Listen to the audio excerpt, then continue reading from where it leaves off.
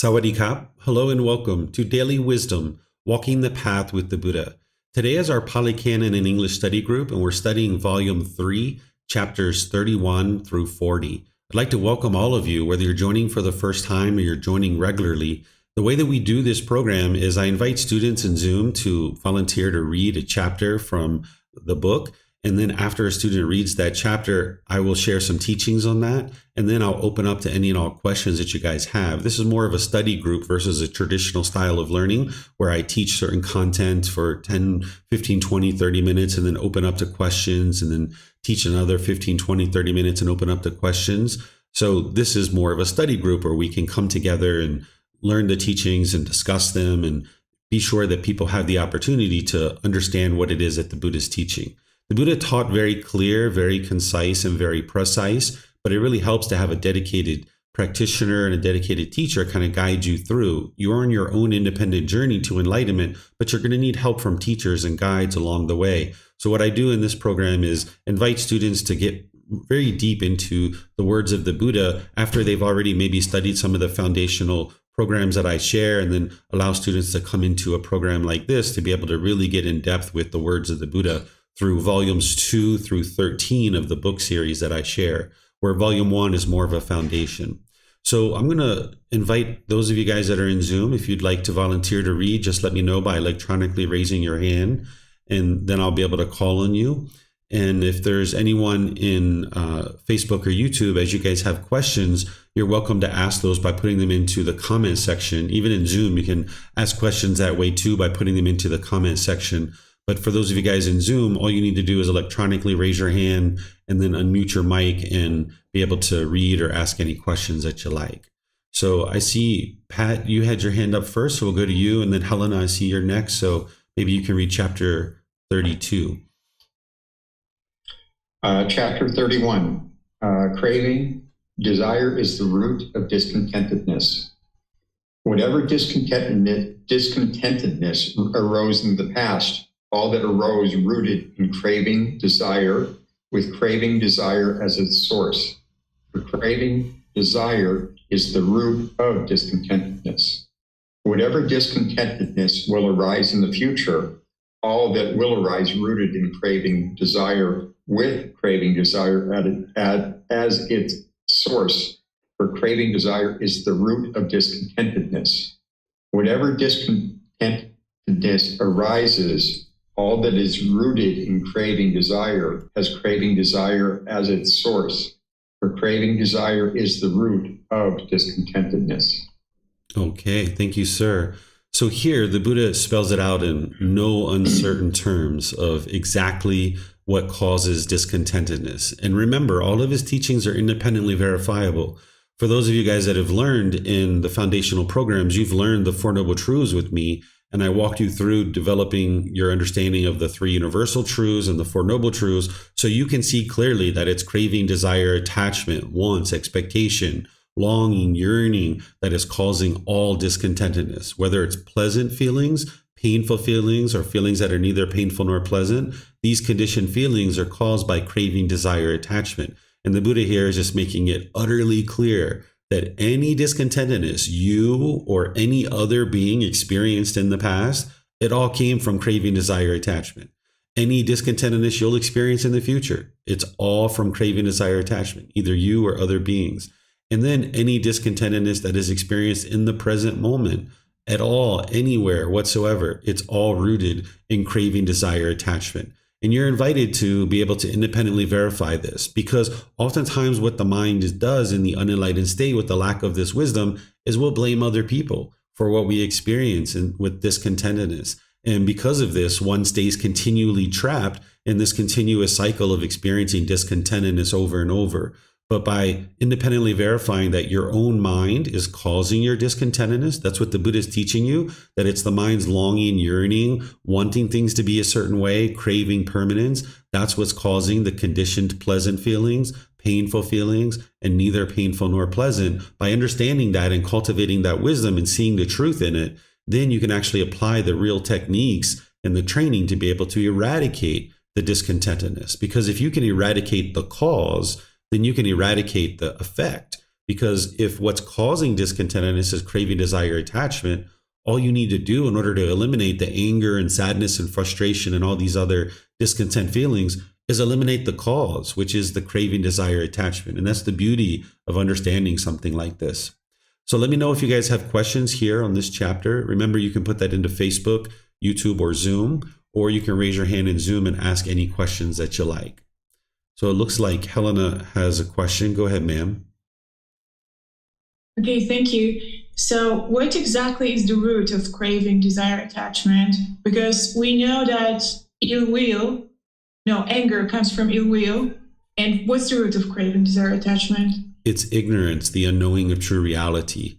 You learn this through dependent origination, that it's because of the lack of wisdom, the misunderstanding, the misperception. This is the root of craving and what causes craving in the mind.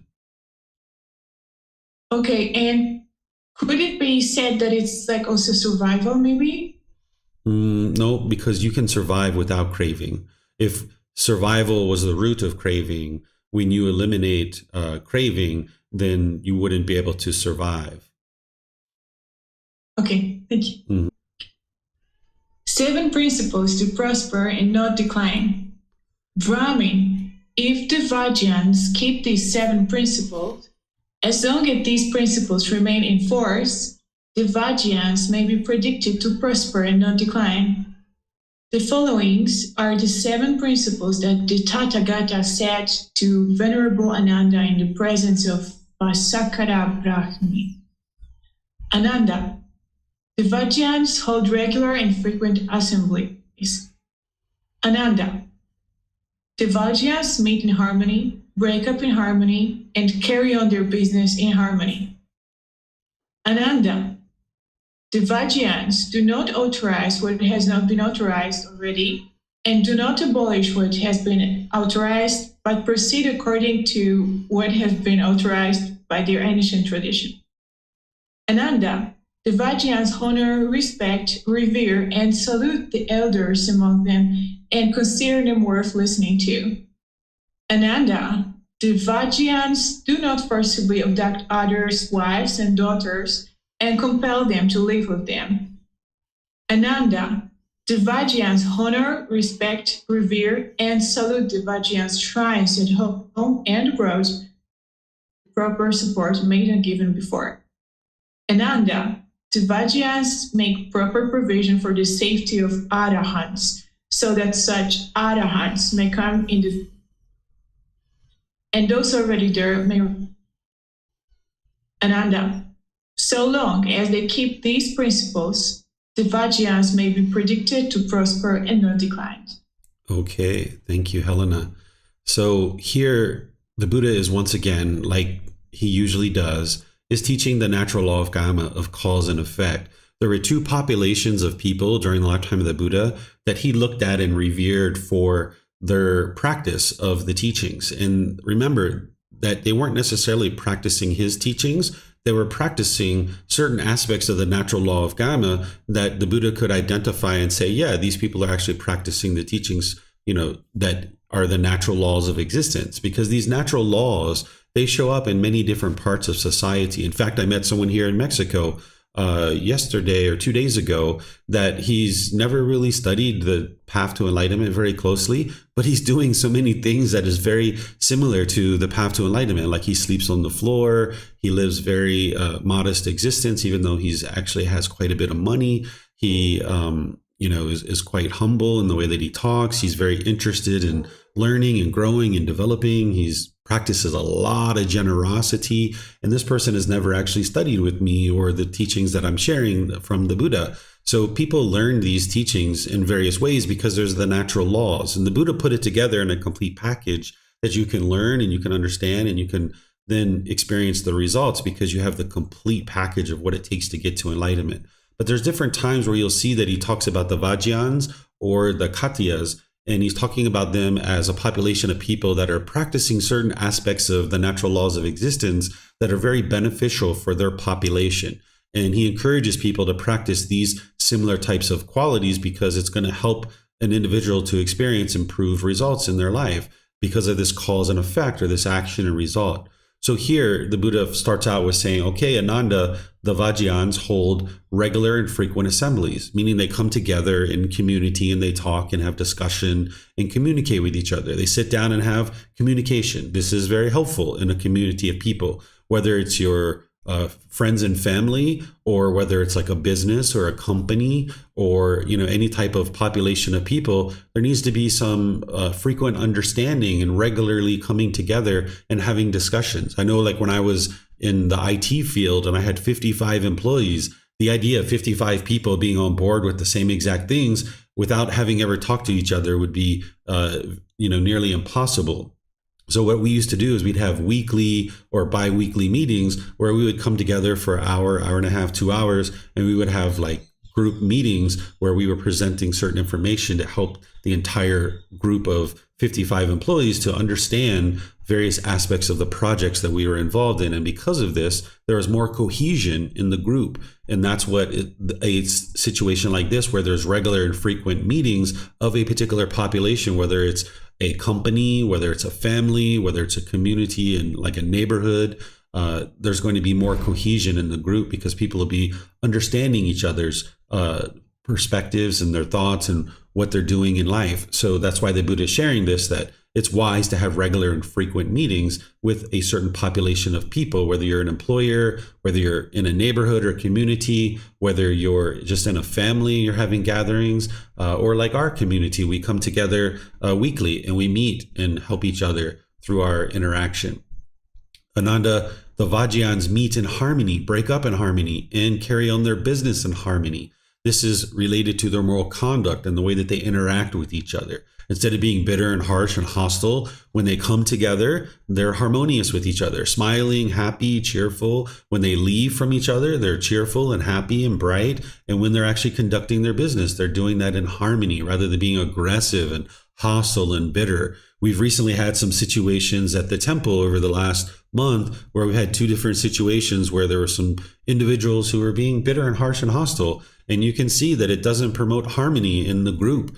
And for such a long time, we haven't seen any of that at the temple whatsoever. But in those rare situations where someone's brand new to our community and they come in and they're maybe bitter and harsh and hostile, you see that it doesn't promote the best environment for people to learn and grow and develop and understand. But when we meet in harmony, break up in harmony, carry on our business in harmony, of course, there's going to be disagreements. There's going to be people who might disagree one person to the other, but that doesn't mean we need to be bitter and harsh and hostile with each other. We can carry on our business and have discussions in polite, kind, friendly, respectful ways. And this is going to promote much success among any population of people.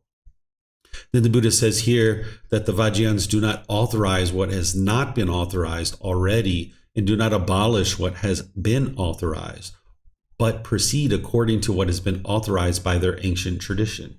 So what he's talking about here is like certain ways of conducting themselves in a population of people. Maybe they've set, certain aspects of like maybe, this group of the village, retrieves their water from the well on Monday and Tuesday, and this group of the neighborhood retrieves their water on Wednesday and Thursday. And maybe they space it out like this so that the water in the well doesn't get depleted, right? And this is what this group of people would have had, is different certain things like that they've learned about the land that they occupy and the way that they interact with each other, about how they conduct themselves in a way that's going to promote success for all members of the community. So here he's saying, okay, the Vajrayans don't authorize what has not been authorized already and do not abolish what has been authorized. Because if you've learned how to live your life a certain way and it's wise to live this way, the Buddha is saying, okay, don't abolish those wise things that you're doing, right? So then here we go on to number 4, which is the Vajrayans honor, respect, revere, and salute the elders among them and consider them worth listening to. Where if you are in a community of people where there's older people, maybe 50, 60, 70 years old, 80 years old, these individuals are that age for a reason, because they had a certain amount of wisdom and they made certain wise decisions that allowed them to get to that particular point in their life. And now there's certain wisdom that you can learn from people who are older than you. And there's obviously things you can learn from people that are younger than you too. But what the Buddha teaches is to honor, respect, revere, and salute people who are older than us, because it's their wisdom that's going to help us to improve our life today. Where in some societies, we don't honor, respect, revere, and salute elders. And because of this, we see a lack of cohesion in that community or that population. So the Buddha teaches us to honor and respect all beings, including the elders in our communities, because this is where a community is going to be able to cultivate wisdom and develop wisdom throughout their time of spending time with each other in a community. And then this one is interesting, that the Vajrayans don't forcibly abduct others' wives and daughters and compel them to live with them. So this must have been something that was going on in other communities, not the Vajrayans, but other communities must have been doing this. And of course, that's going to promote a lot of unwholesomeness and a lot of unwholesome karma. So this particular group of people, while it was maybe commonplace in other communities to do this group of people chose not to do that. And the Buddha is saying, okay, this is going to promote cohesion within this group. The Vajrayans honor, respect, revere, and salute the Vajrayan shrines at home and abroad, not withdrawing the proper support made and given before. I'm not 100% sure what the Buddha is referring to here as shrines, other than perhaps maybe shrines that honor the elders and things like that, because by honoring things of the past, it really helps an individual to be able to cultivate respect and gratitude for the people that exist today. You don't really see the Buddha talking about, rites, rituals, ceremonies, and worship, because those things don't lead to enlightenment. But here I suspect what he's talking about are monuments and things like this that are to honor the people of the past, because by honoring the people of the past, it helps you to cultivate honor and respect in your mind for the people that you presently live with and that you're around. And this is going to promote harmony and cohesion within your population of people. And then the last one here, which the Buddha frequently teaches in a way that he leaves the last one to be the most important. Here, this is the case as well here, is that the Vajrayans make proper provisions for the safety of arahants, so that such arahants may come in the future to live there, and those already there may reside in comfort. So an arahant is an enlightened being. If a population of people are making it comfortable for people to come in who are enlightened and be able to exist there, then this is really good for that population of people. Anytime an enlightened being enters into a community or population of people, that individual is going to be able to help countless individuals. And if you're making provisions for their safety, meaning that you're providing them food and water and clothing and shelter and medical care, if there's any kind of hostility or bitterness in that community, they're making sure that that's not coming towards the enlightened beings.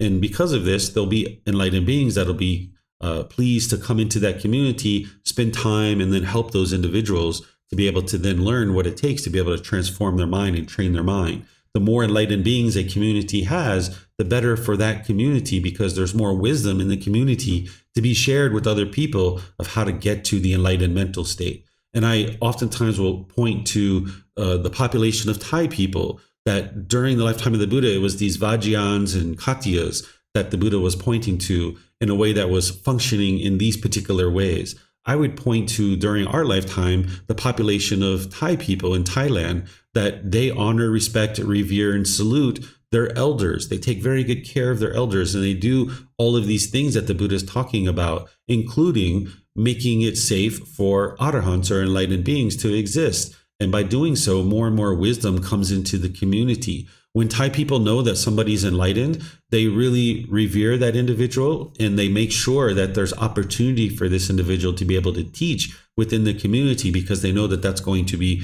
very helpful and very impactful for the community to have this wisdom coming into the community. So we see that in Thailand, it tends to be considered to be a very peaceful and comfortable place to exist, even for foreigners to come there. Many people enjoy coming to Thailand because of that.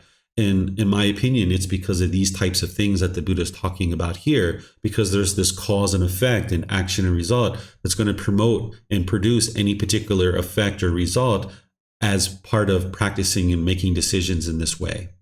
So let me know if you guys have any questions on this particular chapter. This is chapter 32, 7 Principles to Prosper and Not Decline.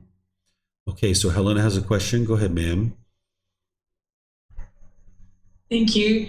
So I would like to understand better point number 3 about authorizing what has not authorizing what has not been authorized, etc. Because to me it sounds like lack of innovation.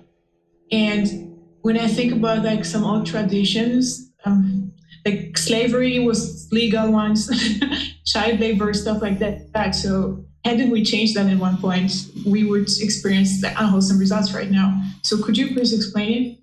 Yeah, in my opinion, what this is referring to is like certain ways that people have learned to live cohesively within their population of people. It's not talking about human laws and whether slavery is legal or illegal or things like that. This is more about, like I was describing, an example of maybe like, out of this, 5,000 villagers, this group accesses the well on these days and this group accesses it on these days, rather than all 5,000 people going to the well and drawing their water, which can deplete the well and dry up the well. There are certain things that they've created in communities to ensure that certain things are conducted with ease. So, for example, like in my village, we have about 120 houses in Thailand, and there's a gate, and there's security there. And when you come in as a villager, we have this little key fob that we hold up, and it opens up the gate for us. And if we don't have our key fob, or if it's not working, there's a security there that presses it and opens it up. And this is a certain thing that the community has decided that they would like to do in order to ensure that only people coming into the village are people who are authorized to be there. And then when there's like deliveries and things like this, those people stop at the gate, they give their ID, they give them like a little slip of paper, and then they come to our house, they deliver the package or deliver the pizza or whatever it is, and then it gets stamped by the homeowner, that then when they go back to the gate, they retrieve their ID, so that then the security guard knows that, okay, this person actually went into the village, they saw somebody who lives here, that person stamped them, meaning that everything's okay, and now we can give their ID back. Now, I think that the Thai people do this, and I don't know that, unwholesome things are happening in certain villages. Sometimes I think this is like just window dressing in order to kind of like greet people and stuff like this. Like, I've never experienced anything unsafe in any of the communities that I live in, like the village that I live in now. But this is the kind of thing that I suspect that the Buddha was talking about, is like certain ways that a community of people have decided that we're going to do this thing. Where like if I just barged into the gate and I didn't do what was prescribed by the villagers, I would be kind of going against what it is that the villagers have created. And this isn't going to be creating a cohesive, prosperous community, because now I'm going against what the community has decided. Like, we would like to kind of monitor the people who are coming in and out of this gate. Okay, I understand now. Thank you. Yeah, you're welcome. Let me check Facebook and YouTube. See if we have any questions there. Okay, I'm not seeing any questions there. So let's go to chapter 33. Is there someone who would like to read this one?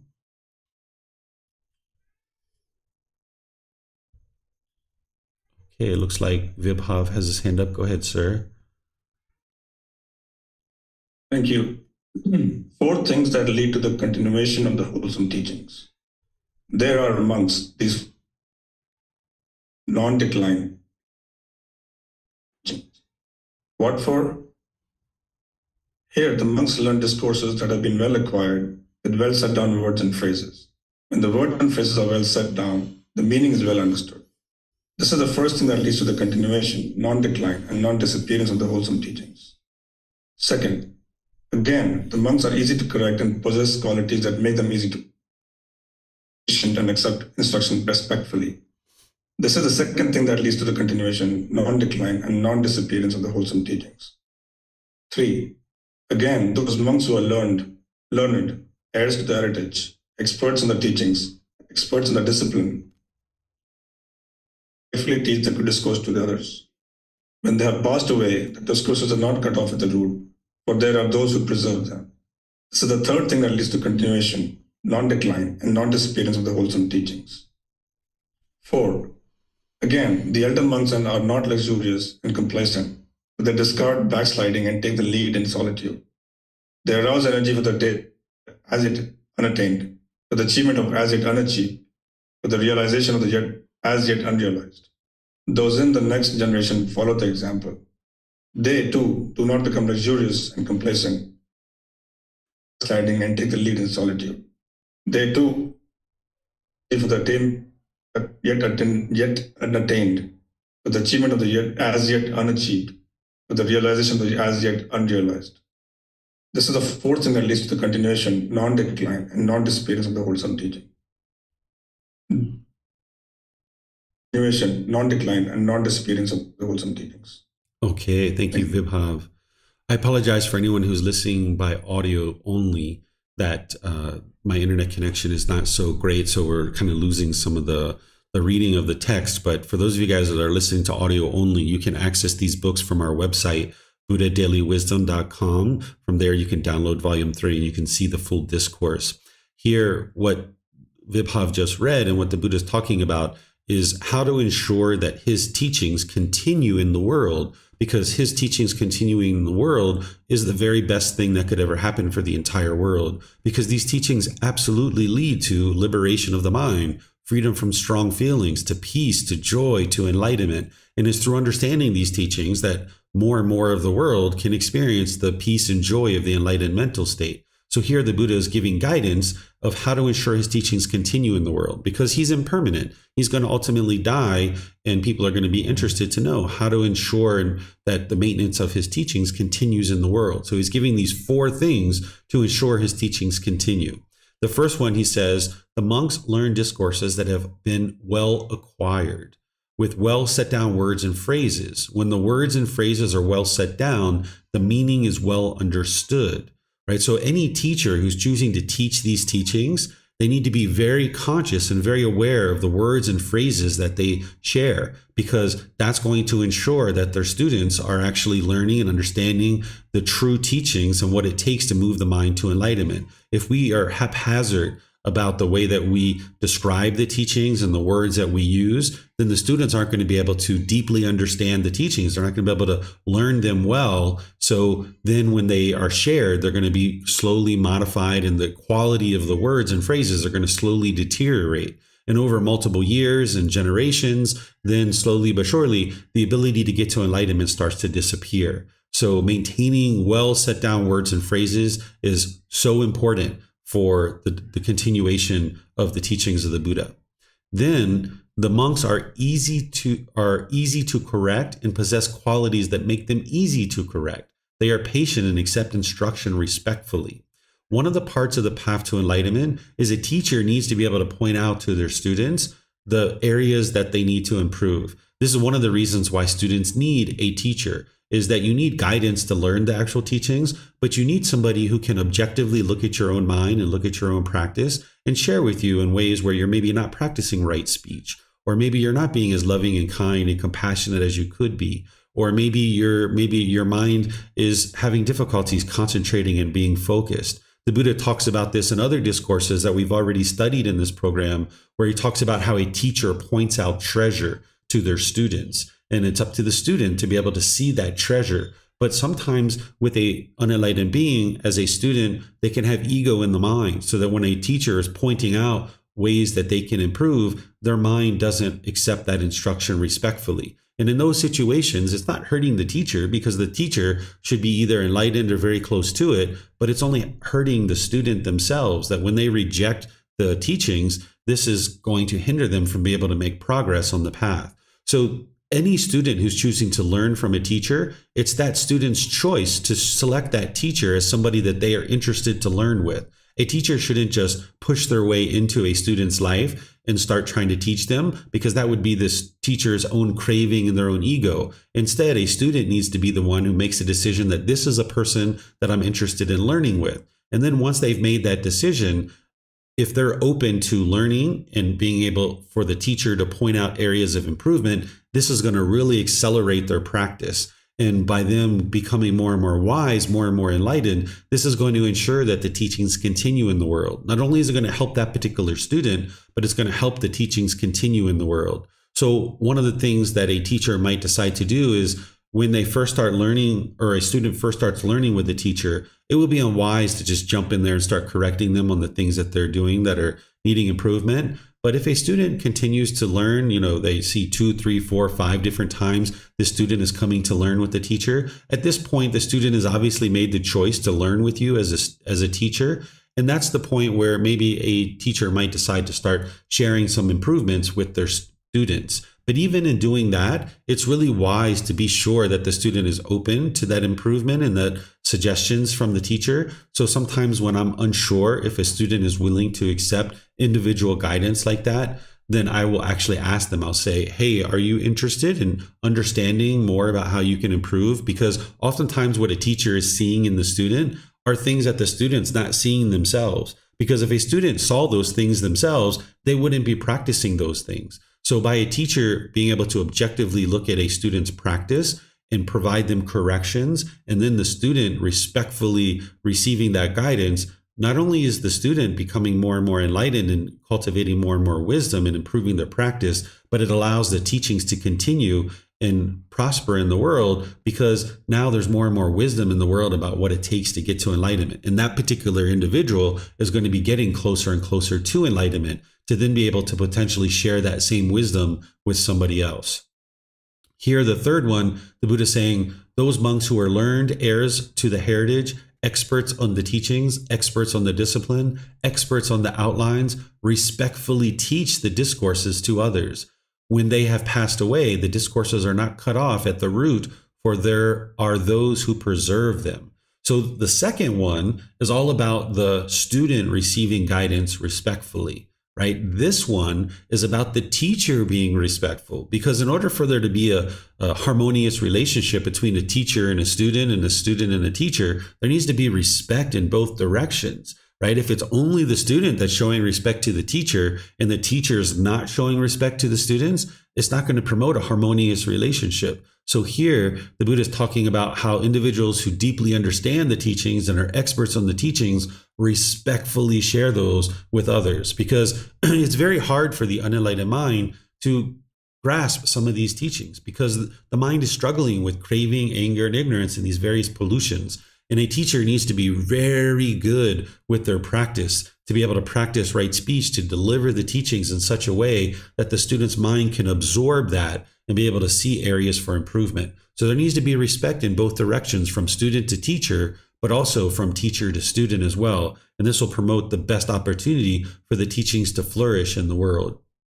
And then lastly, the way the Buddha is talking about ensuring that the teachings continue in the world is that those people who are well developed in their practice, here he's referring to them as elder monks, people who are deeply learned and deeply steeped in the teachings, they're not luxurious and complacent, but instead they discard backsliding, meaning regression or decline on the path. They discard that they're not interested in backsliding, that they only work towards future progress on the path, rather than becoming complacent and just allowing their mind to regress, because when you're in the jhanas, the mind can regress.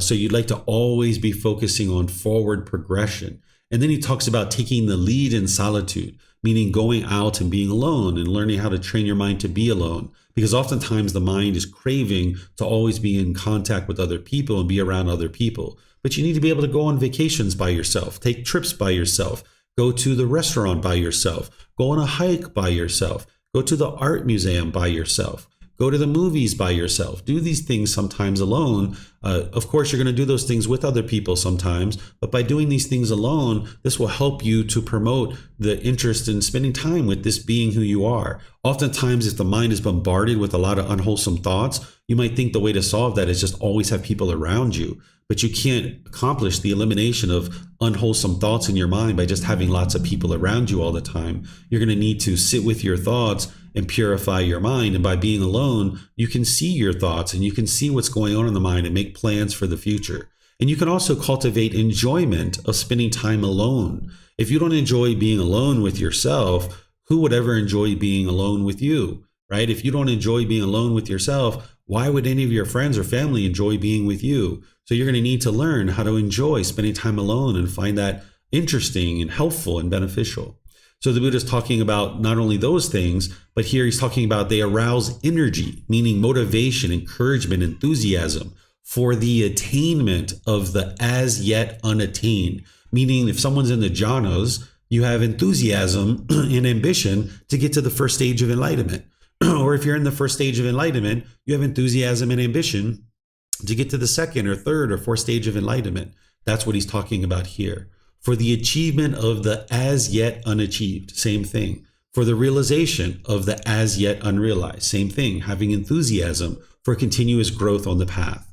And then because of that, the next generation will also have that same enthusiasm and energy and motivation and ambition. And that's going to be producing more and more prosperous development of the teachings to be able to be shared in the world, because these people who are more deeply soaked in the teachings, the newer members of the community coming along will be able to see that and continue to grow. So now our community that we've had, I've been teaching again since 2018. That's 6 years. There's some students that have been learning with me for 5 or 6 years. There's some that have joined in the last few months. There's some that have been around for a year, 2 or 3.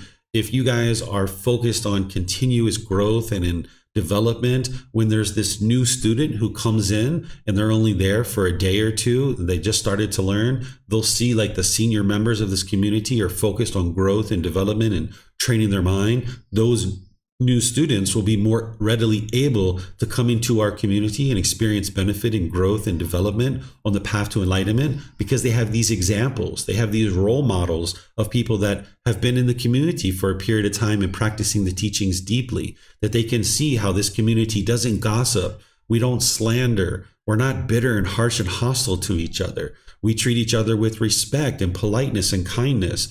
And when these 2 examples that I was mentioning over the last month of where individuals at the temple have been bitter and harsh and hostile, all the other members of the community just sat in silence and they allowed the teacher to handle that situation. And we could see that we weren't vindictive, we weren't angry, we weren't hostile or bitter towards this person. We just understood that this person was struggling with whatever challenges they were struggling with. And this is really good learning for people to be able to see those examples of senior members of the community practicing the teachings closely. And this will ensure that the teachings just continue to have success and prosper in the world.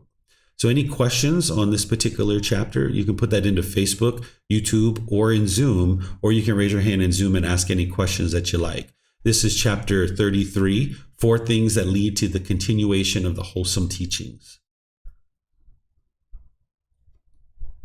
Okay, looks like Helena has a question and maybe Vibhav as well. Go ahead, ma'am. Thank you. So what caught my attention here is that the Buddha talks about discipline, right? That the monks should be masters of the discipline. And could you please comment on that further? What is the meaning of being disciplined on this path? Discipline would be the training. Like, for example, when we're teaching, like, just take something simple like the 5 precepts. We teach about not killing or stealing or sexual misconduct or lying or intoxicants. We go into a lot of detail on what those things mean.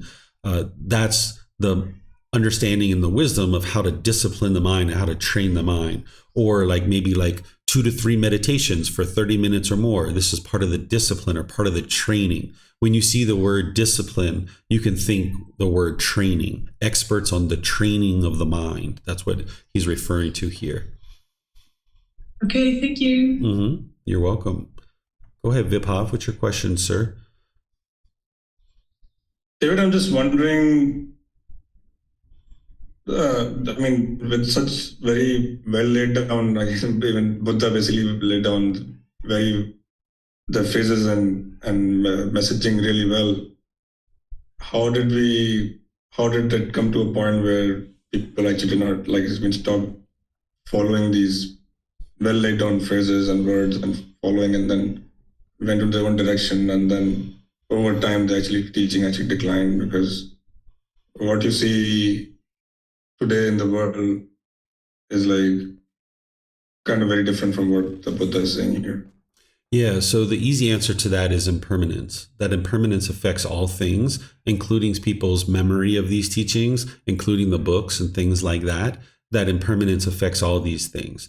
And here, what the Buddha is describing of what leads to the continuation of the wholesome teachings, the very next discourse here are the things that lead to the decline, where the Buddha is teaching you just the opposite of what we just talked about is that he's talking about the things that lead to decline and disappearance of the wholesome teachings.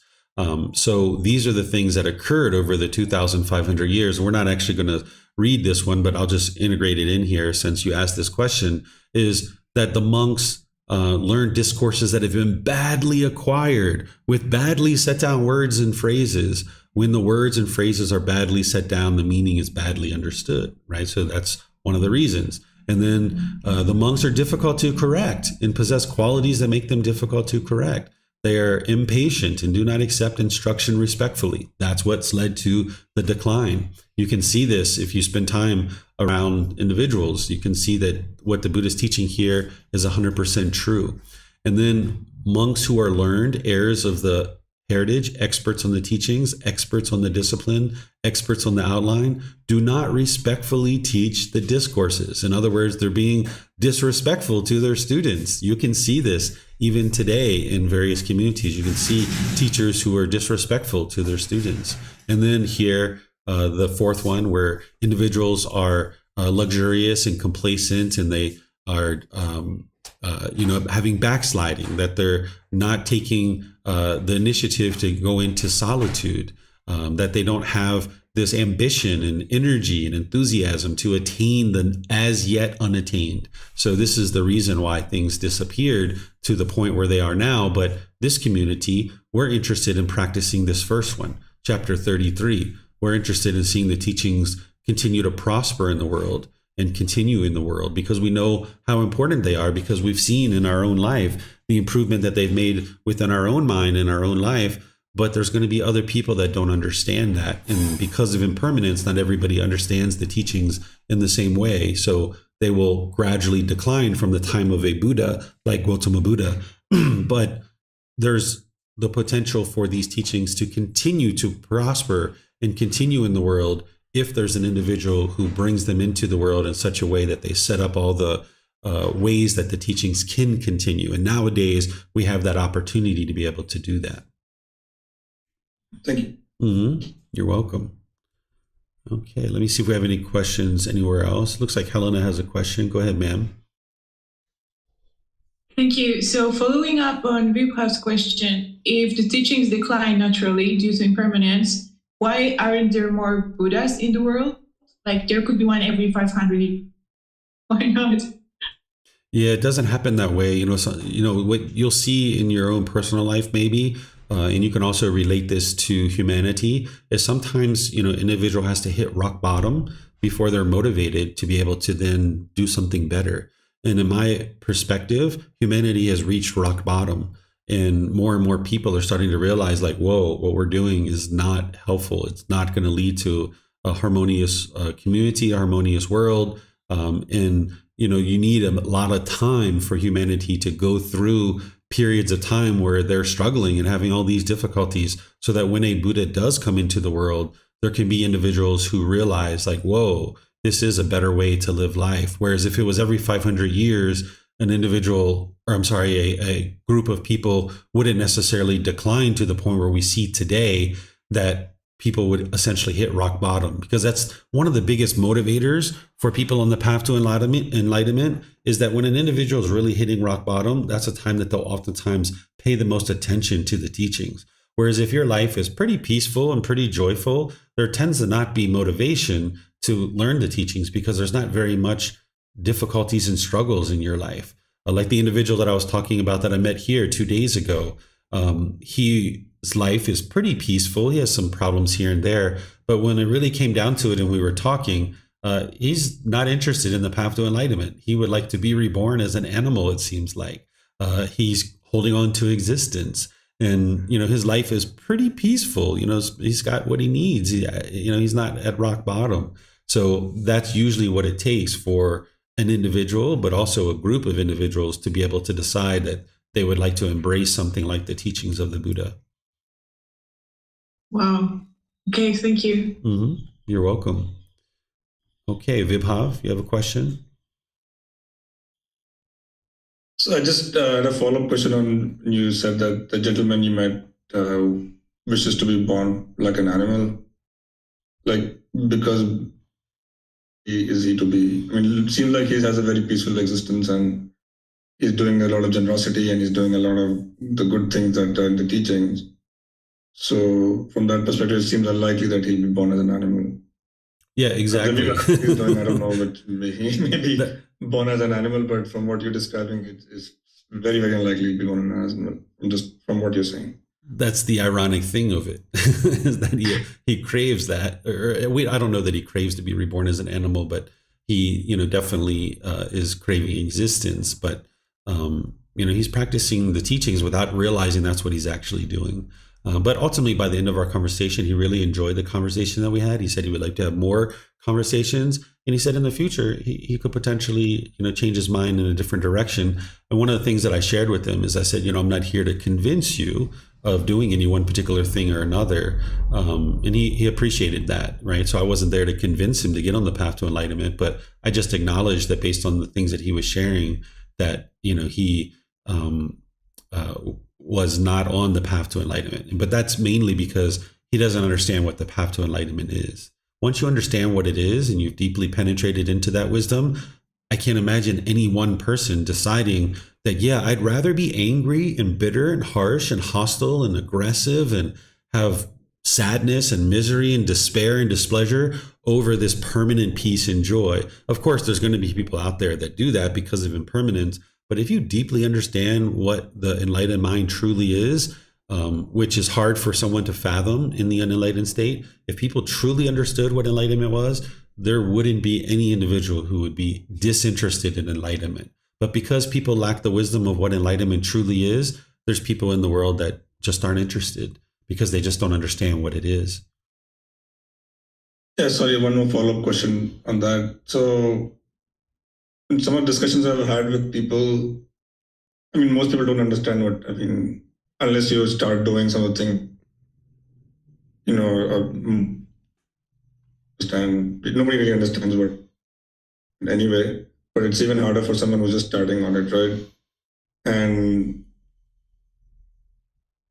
for a lot of people, it's a leap of faith really to say, okay, I'll go to Teacher David because I believe he's saying the right thing about enlightenment, and maybe I'll get there, maybe I won't, but at least I'll progress on the path to some extent, and I'll improve the condition of mind.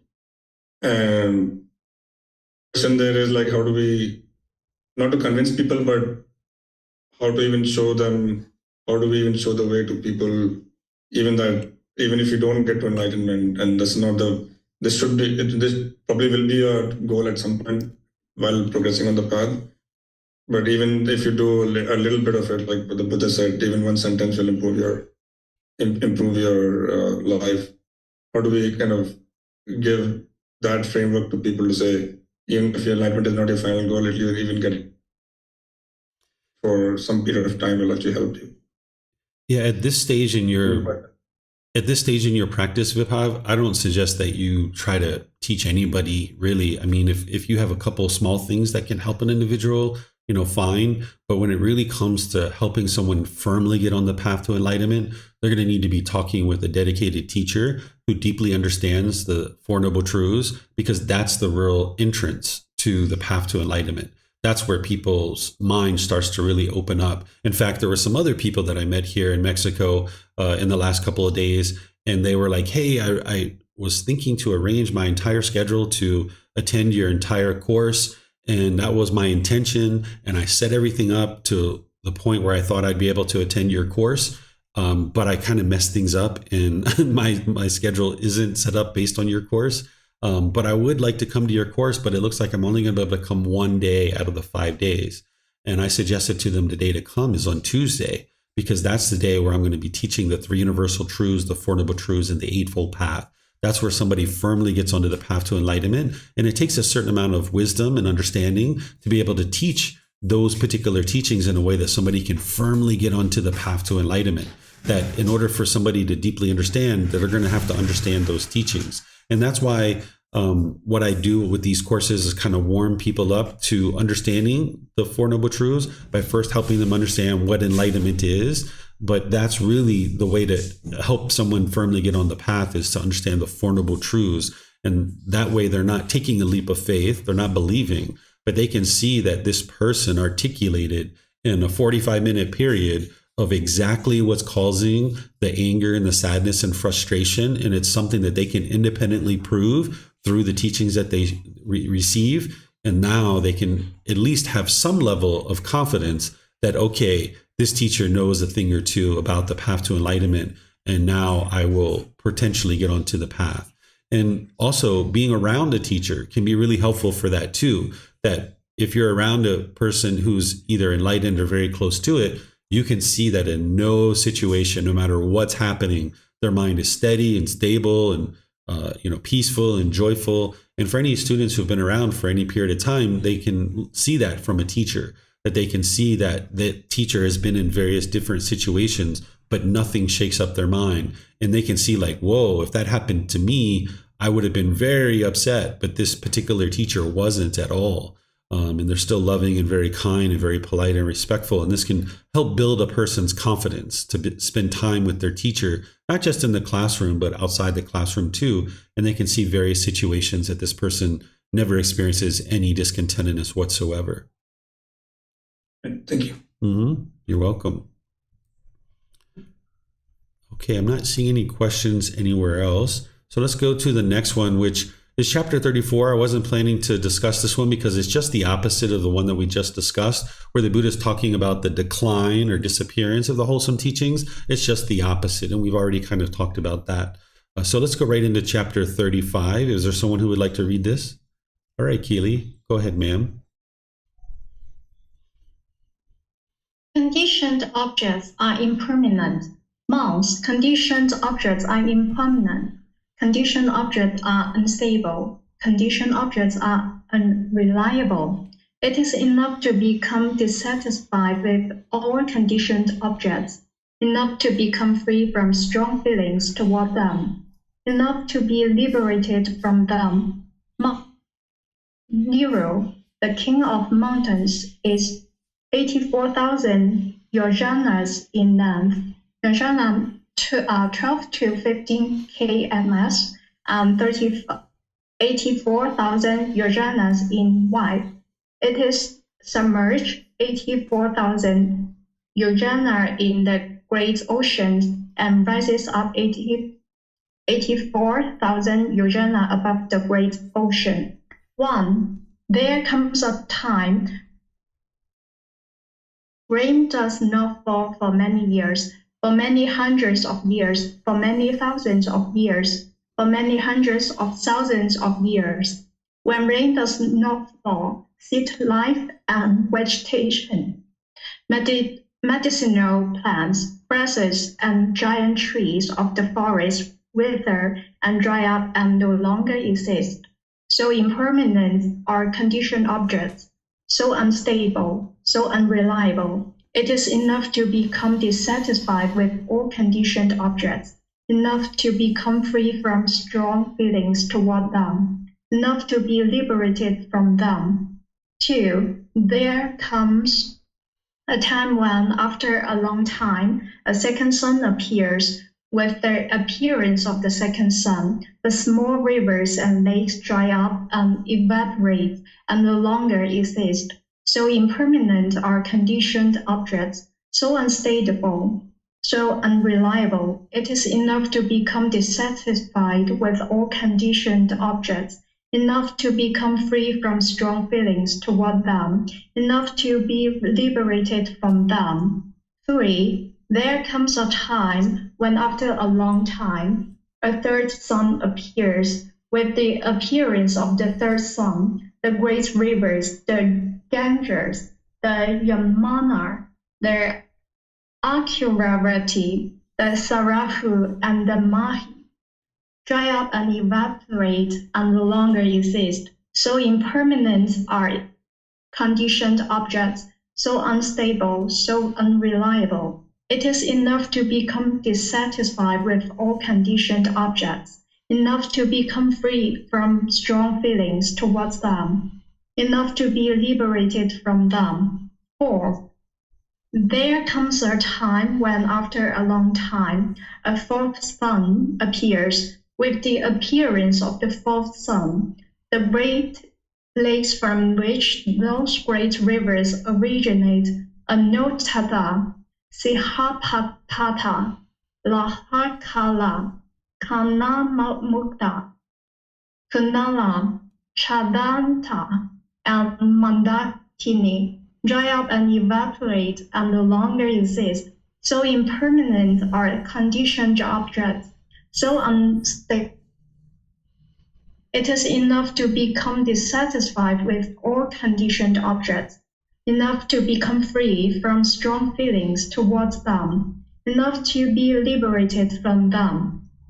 5. There comes, after a long time, a fifth sun appears. With the appearance of the fifth sun, the waters in the great ocean sink by 100 yojanas, 200 yojanas, 300 yojanas, 400 yojanas, 500 yojanas, 600 yojanas, 700 yojanas. The water left in the great ocean stands at the height of 7 palm trees, at the height of 6 palm trees, 5 palm trees, 4 palm trees, 3 palm trees, 2 palm trees, a mere palm tree. The water left in the great ocean stands at the height of 7 fathoms, 6 fathoms, 4 fathoms, 3 fathoms, 2 fathoms, a fathom, 1.8 meters. After half a fathom, up to the waist, up to the knees, up to the ankles. Just as in the autumn, when thick drops of rain are pouring down, the water stands in the hoof prints of cattle here and there, so the waters left in the great ocean will stand here and there in pools, in the size of the hoof prints of cattle. With the appearance of the fifth sun, the water left in the great ocean is not enough even to reach the joints of one's fingers. So impermanent are conditioned objects, so unstable, so unreliable. It is enough to become dissatisfied with all conditioned objects, enough to become free from strong feelings toward them, enough to be liberated from them. 6. There comes a time when after a long time, a sixth sun appears. With the appearance of the sixth sun, this great earth and sinew, the king of mountains, smoke, film, and smolder.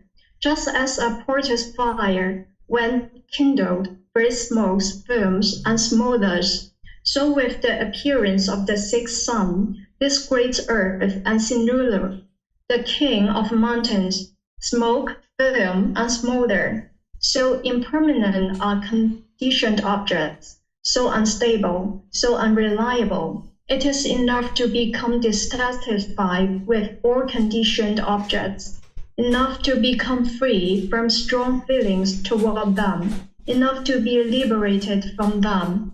7. There comes a time when after a long time, the seventh sun appears. With the appearance of the seventh sun, this great earth and sinew, the king of mountains, burst into flames, blaze up brightly, and become one mass of flame, as the great earth and sinew, and blazing and burning, the flame cast up by the wind, rises even to the Brahma world, heavenly realm, as sinew is blazing up and burning, as it is undergoing destruction and being overcome by a great mountain peaks of 100 yojanas distincture great, mountain peaks of 200 yojanas, 300 yojanas, 400 yojanas, 500 yojanas disintegrate.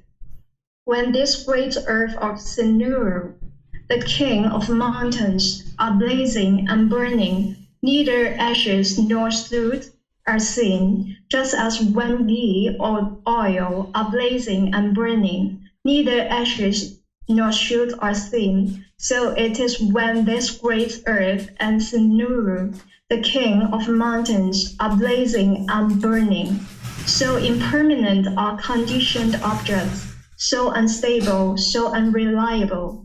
It is enough to become dissatisfied with all conditioned objects, enough to become free from strong feelings toward them, enough to be liberated from them. Monks, when except those who have seen the true world think or understand, this great earth and Sinuru, the king of mountains, will burn up, be destroyed, and will no longer exist. That's all. Thank you. Okay, thank you, Keely. So the main teaching that the Buddha is sharing here is about impermanence. This is something that you learn in the very beginning and most foundational classes, but he's going through a lot of details here to really illustrate this in detail. So here he's saying, conditioned objects are impermanent, conditioned objects are unstable, conditioned objects are unreliable. And this is such an important teaching because the underlying problem that's causing all these discontent feelings is the mind's craving permanence. If an individual didn't understand the universal truth of impermanence, they would have no ability to get to enlightenment whatsoever through elimination of these strong feelings, because they wouldn't understand that the mind is craving permanence. So here the Buddha is saying how dissatisfied that the mind becomes of all conditioned objects, because the mind is craving this permanence. And the Buddha, of course, his teachings are leading to the elimination of strong feelings towards these conditioned objects, that the mind can be liberated from no longer craving permanence towards them.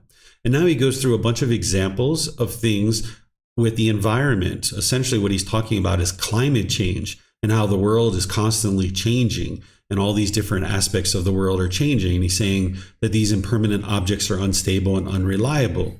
But then ultimately what he gets to after he goes through all these examples is he comes to this one here where he says, who except those who have seen the truth would think or understand?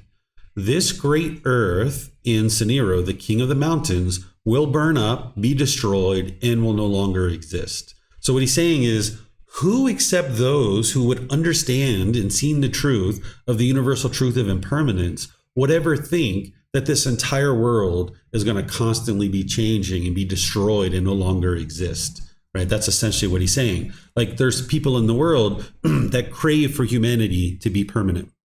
The idea of humanity no longer existing on the world produces a lot of discontentedness in their mind.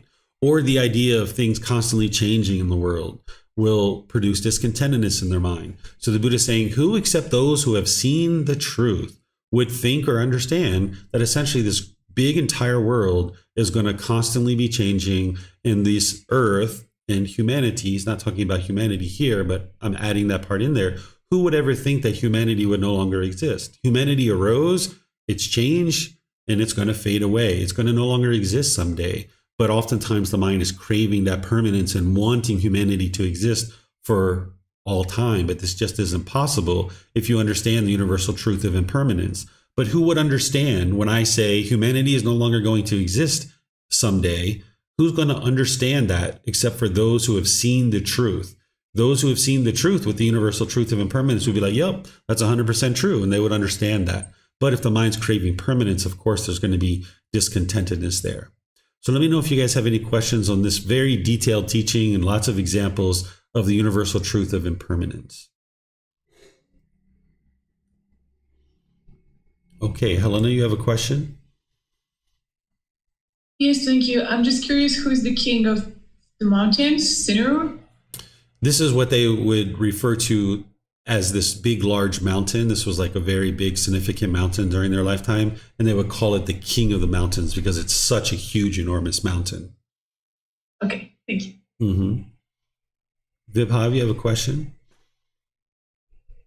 Yeah, I was wondering why he used the idea of like having multiple suns when I guess we would, and he would also know that there's only one sun around the earth, or like in the solar system. Yeah, so when people are doing predictions, even an enlightened being, a fully perfectly enlightened Buddha, and they're predicting what's going to transpire in the future, they oftentimes can't see with 100% certainty of exactly what's going to happen. So you can see things like this. So essentially what he's talking about is he's talking about the world heating up and becoming a hotter place. That's what he's talking about. But the way that they think that's going to occur 2,500 years ago is there's going to be new suns that appear. Nowadays, we have more wisdom to understand that that's not the case. But essentially, what he's talking about is how the world is becoming a hotter and hotter and hotter place, and that the water is evaporating, and that these rivers and these oceans are starting to change and shift because of this heat. Thank you. Mm-hmm. Looks like we have a question here in Zoom from Chris. Chris is asking, if humanity ceases to exist around 80,000, I think what you mean there is 82,018 AD, would it only be Homo sapiens on Earth that cease to exist, or would all humans across the entire universe cease to exist? This isn't really something that I go into in a lot of detail because it is partially speculation about the world. But from what I know and what I understand is that humanity has another 80,000 years before it's over, where humans will no longer exist, which is actually a blink of an eye compared to the 4.5 billion years that the world has been in existence, or at least the Earth has been in existence. Whether that occurs or whether it doesn't occur isn't going to change somebody's ability to get to enlightenment. But that is something that I know about and something that the Buddha essentially talks about as well. But in my opinion, it's all of humanity that's going to cease to exist at that point. And then the second thing that Chris is asking is, would beings continue to be born in the heavenly realm, or would something prevent beings from appearing in the heavenly realm after the ending of humanity, essentially is what Chris is asking. Again, this is really speculation about the world. I don't really have a whole lot of insight into that particular aspect of it, but I know humanity has another 80,000 years to live. Chris is adding here, I suspect beings could still achieve enlightenment through the heavenly realm after that time passes. Does that make sense, or are there errors in this view? Yeah, I would suggest to set that kind of thing aside, Chris. This falls under speculation about the world. And the Buddha teaches that if you try to speculate about the world, it's going to lead to madness or frustration. So it's best to just kind of set those things aside and realize that what you need to do to get to enlightenment is cultivate the training of the mind to eliminate the pollutions of the mind and eliminating craving, desire, attachment. So there are certain questions like that that an individual might come up with in their mind, and they're going to need to just be willing to let that go and realize that we just don't have the ability to comprehend that or know that today, and that so far in the future it doesn't really matter. If you do the work now in this lifetime to get to enlightenment, you won't be around when these things are occurring anyway. So you can just set that aside, realize that speculation about the world would just be speculation, and it could lead to madness or frustration. Okay, don't see any other questions anywhere else. So let's go to the next chapter. Is there someone who would like to read this one, chapter 36?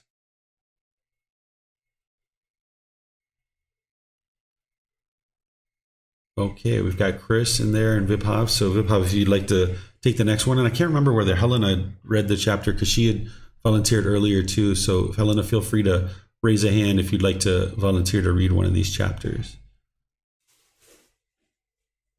So okay. Monks, when kings are unrighteous, the royal subordinates, vassals, become unrighteous. When the royal subordinates, vassals, are unrighteous, Brahmins and householders become unrighteous.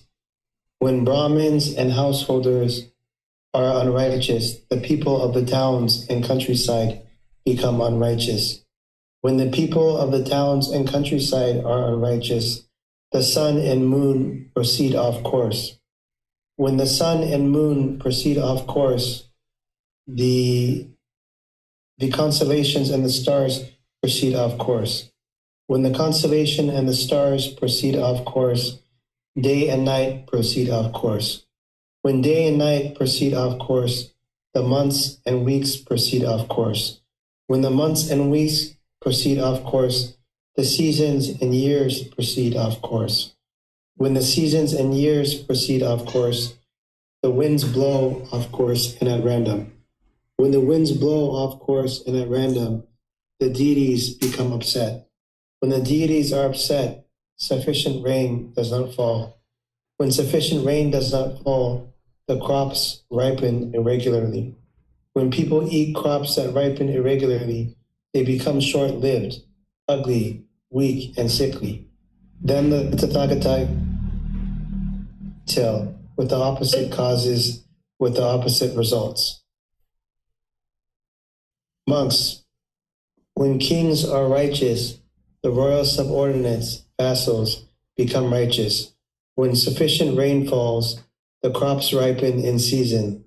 When people eat crops that ripen in season, they become long-lived, beautiful, strong, and healthy.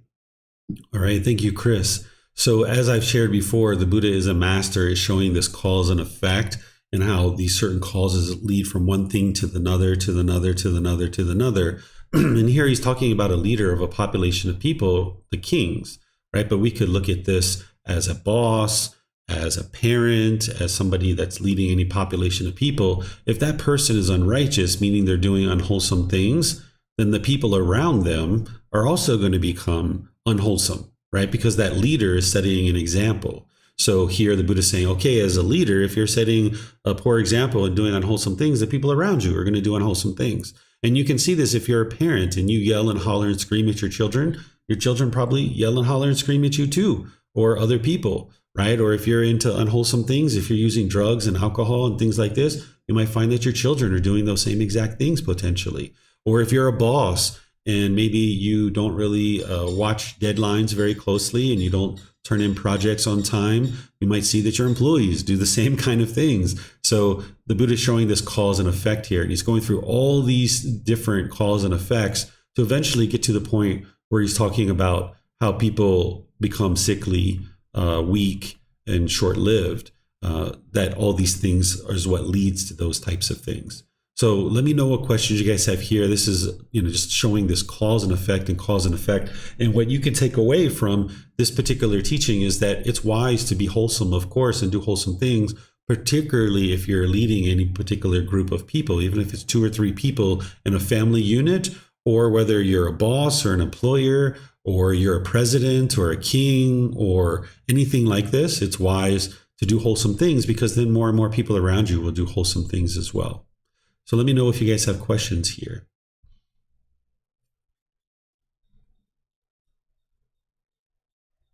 Okay, looks like Helena has a question. Go ahead, ma'am. Thank you. This fragment looks quite poetic. It's a bit different from usual. And what about the deities? Could you please explain that? Yeah, so down here, the Buddha talks about deities, and I've only seen him talk about this in very few kinds of places. I don't see him referencing that very much, so I really don't have much information on that. But I've only seen it maybe in 2, maybe 3 discourses at most where he kind of references deities. Here, I think what he's referring to is like beings that are associated with the heavenly realm. Like he talks about Saka, the ruler of the heavenly beings. Of course, he talks about all the different gods and things like this. And I think that's what he's referring to. Okay, thank you. And then he's talking about people being short-lived and ugly if they eat like bad crops. So then it's quite obvious, actually. Do I understand correctly that there's like 2 types of karma that can result in short life, for example? One would be like anger and like those emotional things. And the other one would be just eating bad food and the physical stuff. Yeah, there's multiple things that could lead to a short life, but those are 2 of them, right? Being angry, being bitter and harsh and hostile, eating unhealthy food. That's the way you can look at this, right? Like eating unhealthy food, it would lead to a shorter life. I see that with my mom. She ate a lot of unhealthy food. She died at the age of 66 because of that. So during his lifetime, it was eating crops that weren't, ripened properly. During our time, we might think about processed food, lots of preservatives and dyes and chemicals and things like that. That's going to lead to a shorter life. Whereas if you're eating more natural foods and, plants and vegetables and things that are grown this is going to lead to a better, longer life. But there's more than just those two things that you're referring to that would lead to a shorter lifespan. Sometimes the mind thinks that there's only going to be one thing that leads to a particular result, but there's multiple things that could lead to a shortened lifespan, and those are two of them. And like, what other things could lead to that? Well, if you murdered people, which comes from your anger, right? But that is going to lead to a shorter lifespan. Those kinds of things like that. If you have unwise moral conduct where you're interacting with people in unwise ways, that can lead to a shorter lifespan. All of that's coming from craving, anger, and ignorance. That's the root of that. So when we say anger, that kind of encapsulates all those kinds of things. But there's various actions that could lead to those kinds of things. Unwise decisions. Say that you're an auto mechanic and you have a car jacked up in the air and you don't take safety precautions and you go underneath of the car because of your lack of wisdom, and maybe you're craving to hurry up and fix this car, and you take shortcuts in order to not apply safety precautions that this car could potentially drop on you and kill you. That could lead to a shorter lifespan. So anytime you're making decisions through craving, anger, and ignorance, is going to produce unwholesome results. But there are specific things we can look at, like anger, killing, eating unhealthy foods, things like this is definitely going to lead to a shorter lifespan. Wow, thank you. Mm-hmm. And lastly, what do you think is more hurtful, like more hurting the body more, unhealthy food or anger?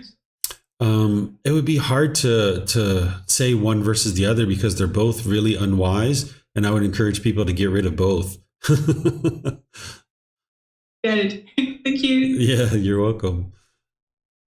All right, so I don't see any other questions. Oh, there's one from Yihang, I think. Yes, Yihang. Thank you. Could you please go up a little bit? I think I was having a question about, thank you. I think there was one, the action and result transfer from people of the towns and countryside are unrighteous. Sun and the moon proceed, of course. Why would this be? Yeah, so the actions that we take as human beings is going to affect our climate and our environment. That's essentially what the Buddha is talking about in these two discourses that we just studied, or the couple that we just studied, is he's talking about climate change. And he's talking about how decisions that we make as human beings are going to affect the weather and the environment. Because if we're unrighteous, meaning we're doing unwholesome things, say we're treating each other with bitterness and harshness and hostility, and we're not caring for each other as human beings, we're going to do the same thing towards the planet and the environment. And we see this in today's life. And because of that, we're going to experience unwholesome results related to the climate and the environment that we live in. I see. Yeah, I do feel like this is what is happening right now. Mm-hmm. Thank you. That's the amazing thing about studying these teachings from 2,500 years ago. Even though the Buddha is sometimes saying things like fourth sun, fifth sun, things like this, but if you really deeply understand how these things are communicated, you can see the Buddha is describing exactly what we're experiencing now, because these things were happening during his lifetime to a certain degree, and they're happening now as well.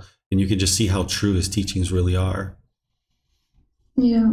Thank you. Mm-hmm. You're welcome. Okay. Helena has something here. There's no chance he's talking about astrology when he mentions the stars here. Yeah, he's talking about that too. But this is essentially what he's referring to is the changing of the environment. But yeah, there's going to be changes in the sun and the stars, which is going to then affect the health of the planet and the environment. Because when those things are changing, then it's going to put certain forces on the earth that are going to change our climate and our environment. Okay, so let me see if we have any questions on Facebook or YouTube. All right, I don't see any there. So let's go to the next chapter, which is chapter 37. Here you go, Helena. This is a good one for you. You were just asking this question. Would you like to read this one? Okay. Okay, go ahead. Thank you. Causes of a decrease in people's lifespan. The king established guard and protection, but he did not give property to the needy, and it became widespread. Thus, from the not giving of property to the needy, poverty became widespread. From the growth of poverty, the taking of what was not given increased. From the increase of theft, the use of weapons increased.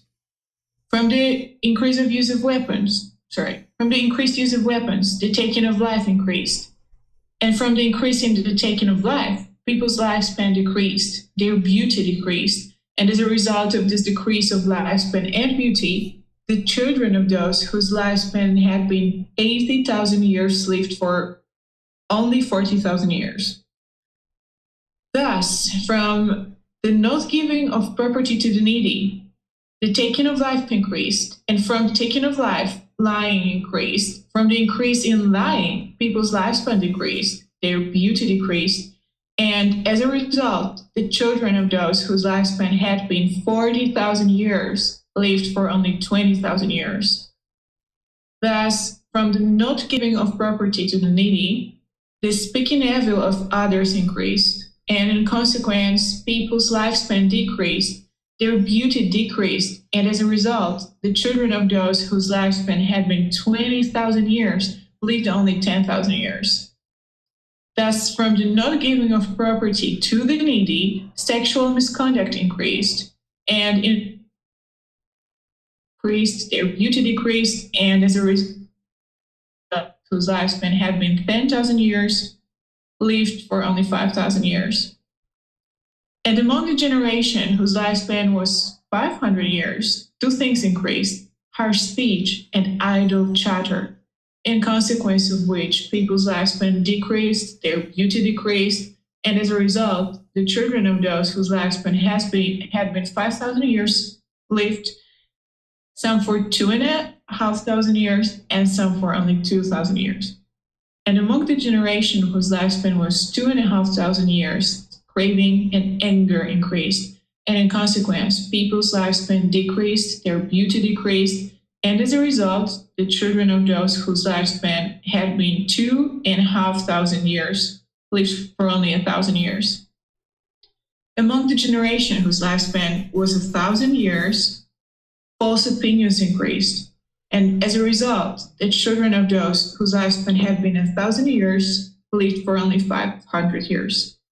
And among the generation whose lifespan was 500 years, three things increased: incest, excessive greed, and unwholesome practices increased. And as a result, the children of those whose lifespan had been 500 years lived, some of 250 years, some for only 200 years. And among those whose lifespan was 250 years, these things increased: lack of respect for mother and father, for ascetics and Brahmins, and for the head of the community. Thus, from the not giving of property to the needy, lack of respect for mother and father, for ascetics and Brahmins, and for the head of the community increased, and in consequence, people's lifespan and beauty decreased, and the children of those whose lifespan had been 2.5 centuries lived for only 100 years. Monks, a time will come when the children of these people will have a lifespan of 10 years, and with them, girls will be marriageable at 5 years old, and with them, these flavors will disappear: ghee, butter, sesame oil, molasses, and salt. Among them, Kudrusa grain will be the chief food, just as rice and curry are today. And with them, the 10 courses of disappear, and the 10 courses of evil will prevail exceedingly. For those of a 10-year lifespan, there will be no word for moral. So how can there be anyone who acts in a moral way? Those people who have no respect for mother or father, for ascetics and Brahmins, for the head of the community, will be the ones who enjoy honor and prestige, just as it is now for the people who show respect for mother and father, for ascetics and Brahmins, who are praised and honored. So it will be with those who do the opposite. Among those of a 10-year lifespan, no account will be taken of mother or aunt, of mother's sister-in-law, of one, and so on. All will be promiscuous in the world like sheep, fowl, and pigs, dogs and jackals. Among them, fierce hostility will prevail, one for another, fierce hatred, fierce anger, and thoughts of killing, mother against child, and child against mother, father against child, and child against father, brother against brother, brother against sister, just as the hunter feels hatred for the beast he stalks. And for those of a 10-year lifespan, there will come to be a short interval of 7 days, during which they will mistake one another for wild beasts. Sharp swords will appear in their hands, and thinking, beast, they will take each other's lives with those swords. But there will be some beings who do not want to take part in this killing. They went into hiding for 7 days. Then, at the end of the 7 days, they will emerge from their hiding places and rejoice together as one community, saying, wholesome beings, I see that you're alive, so let us now do good. And through having undertaken such wholesome things, they will increase in lifespan gradually from 10 years back to 80,000 years again. And in that time, an arahant, fully enlightened Buddha named Maitreya, will arise in the world. Okay, Thank excellent. you. Thank you, Helena. So as you might have come to the conclusion, what the Buddha is describing is the time frame that we're in right now, that he's describing all these various things leading one to another that ultimately describe humanity declining and going into this complete decline. And then this fully perfectly enlightened Buddha, Maitreya, arising in the world to bring the teachings of the Buddha and restore them in such a way that countless people will ultimately get to enlightenment, and we'll see more and more beings getting to enlightenment. So here, the way that I suggest that you take a discourse like this, because he's describing how a king, kind of doesn't establish, or a king establishes guard and protection, but he does not give property to the needy. He doesn't help out of loving kindness and compassion. And the result is poverty becomes widespread. And he's leading to all these different causes and effects that lead to a particular declining of humanity. But the way that I suggest that you take a discourse like this is look at all the things that the Buddha is sharing that leads to decline in a population of people, and choose to wisely not do those things, right? So here, what the Buddha is describing is taking up of weapons. He's talking about what else here is he's talking about increase of lying. He's talking about speaking evil of others. He's talking about sexual misconduct. And he goes on and on. He talks about, harsh speech, idle chatter.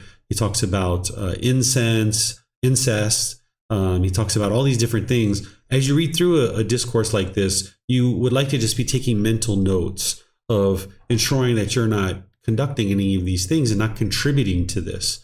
Because while he's talking about it, appears to most people when they read it that he's talking about this lifespan of 80,000 years becoming 40,000 and 20,000 and so forth and so on. In my opinion, he's not talking about an individual human that lives for that particular time. He's talking about the time frame of humanity, that humanity's lifespan basically decreases to the point of we have 10 more years before humanity basically experiences mass catastrophic problems. And that's what we're experiencing now, is that we're in this period of time where climate has become so detrimental, people are treating each other so poorly, that we kind of know that we have like the next 10 years to really make significant improvements. And otherwise, humanity is going to experience great calamity. And then what he's talking about is once we get down to this 10-year lifespan, where humanity is going to only have this extra 10 years before we meet this mass calamity, he talks about the things that are going on during that time. And he's basically describing what we're experiencing now, where people are killing each other, where they're being promiscuous sexually and having all kinds of issues in terms of moral conduct.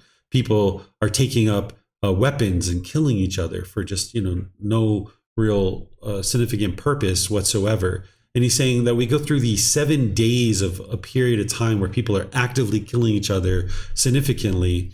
But the people who are into wholesome things kind of retreat and go away. And then eventually this fully enlightened Buddha comes into the world. And now these wholesome beings come out and kind of look at each other like, hey, we're still here and we're going to be doing some wholesome things now. So here, instead of 7 days, because remember, a Buddha, oftentimes when they're predicting things way in the future, it's not 100% accurate. In my opinion, this is not 7 days. This is actually 7 years from the time that Maitreya Buddha arises in the world until the time that the world is starting to become more and more aware of this individual's existence. It's actually 7 years, that of time frame that goes through this period of time where there's just mass calamity in the world. And then Maitreya Buddha is being able to be observed through more and more people becoming aware of this person's existence. So the way that I encourage you to really take a discourse like this is to extrapolate the things that are unwise and choose to not do those things. That's what you would like to essentially do from a discourse like this. Whether these things are exactly going to happen in exactly the way that the Buddha is describing isn't really of much importance. What's really important is that you learn the wholesome things and unwholesome things. And then you wisely choose to do wholesome things and you wisely choose to not do these unwholesome things. So let me know if you guys have questions on this particular discourse. So it looks like Chris has a question. Go ahead, sir. It's potentially maybe a little off topic, but it's also on topic, because I found it very odd and I don't really know what it means. How the sutta where it talks about a mother going against their daughter and a father going against their son and a son against their father, that is pretty much word for word as what Jesus Christ said that he came to do. And I don't really know what to make of it. And I just, if it wasn't word for word, I wouldn't be correlating the two, but it's more or less word for word. So was it that it got mistranslated and then the Roman Empire reversed it? It just, have you noticed that, how that scripture is pretty much word for word, the same as in the sutta? I didn't look at that closely, but whenever you're looking at the teachings of the Buddha, while you can see correlations to other teachings like Jesus Christ or Prophet Muhammad or Hindu teachings and stuff like this, I would encourage you to kind of set all that aside and just really focus on what the Buddha is teaching, because that's what's going to lead to your enlightenment and your liberation of mind.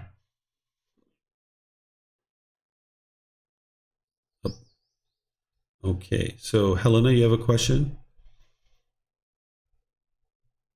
Thank you. Yeah, so, David, I struggle with understanding one thing. It's like, in my view, Earth is doing, because when I read about the history of any country I visit, it's always bloody and terrible, or almost always. And now I feel like we're doing better and better, and there's more consciousness in society. And that's just my impression. And it seems from those teachings in more than just today's class, and I've got an impression that you think too, that we are at the lowest point. So could you please clarify this? Yeah, when we look at global conflict, versus these similar types of events that happened in the past, in the past, you would have one kingdom attack another kingdom, right? You might have 3,000 soldiers going against 5,000 soldiers. And now, maybe 500 of them die, right, during that particular war or battle. And then ultimately one empire conquers the other, right? So during those time frames, we saw a lot of blood and a lot of problems with people fighting. We see the same thing now today, but it's on a much more massive scale, because the weaponry that we have today is much more significant than what we saw back in the past. And not only do we see a lot of death due to our advanced weaponry, but we also see on a personal basis, we see more murder and death, I suspect. I don't know that we have records dating back to how many murders existed or happened in the past, But nowadays, I've seen studies that say that even in America, I think I remember it being either 100 or 150 murders per day occur in America. That's just one country. That's not the entire world.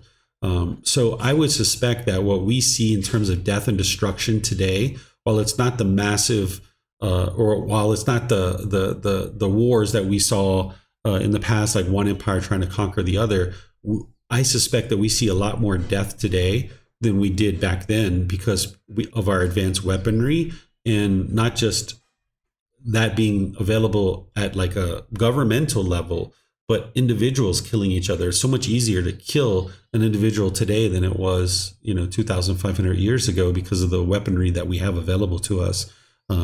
There isn't probably any statistics about how many murders and deaths occurred 2,500 years ago, but I suspect that we're much higher than that.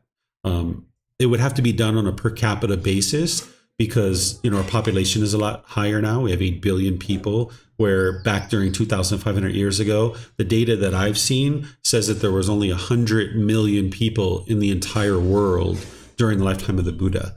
There's almost more people than that just in Thailand itself. There's like 70 million people in Thailand. So our population has grown significantly, and death and destruction, in my opinion, has significantly increased as well, even though we don't see countries battling each other frequently.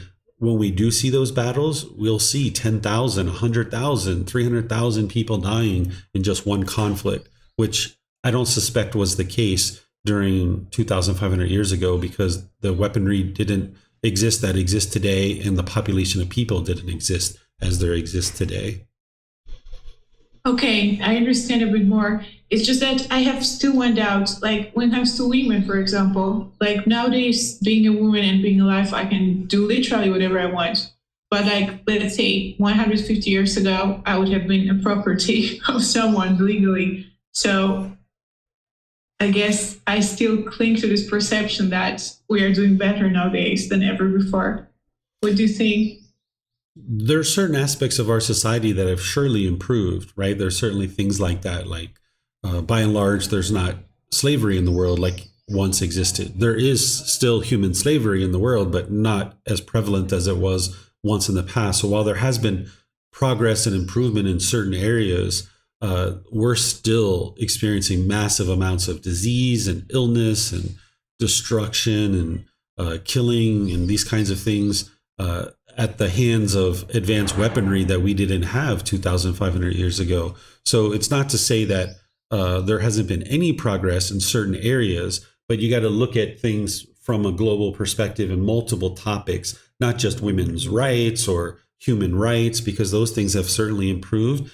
But on a whole, you can see like a lot of things have really declined because of our craving, anger, and ignorance, essentially, is what's causing this. But you have to be able to look deeper than just maybe your own personal experience of whether or not you are better off today than you would have been 200 or 300 years ago.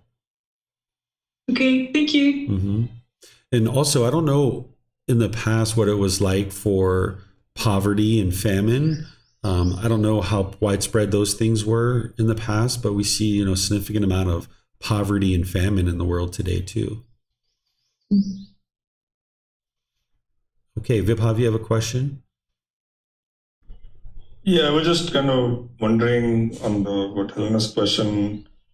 It's quite possible that some societies are, or a lot of societies, much safer for general population because you have increased policing and all these kind of things. But I guess one of the fundamentals that maybe the Buddha is talking about here is more about how we deal other people, the harshness, harsh speech, lying, and sexual misconduct, those kind of things that are also causing discontentedness.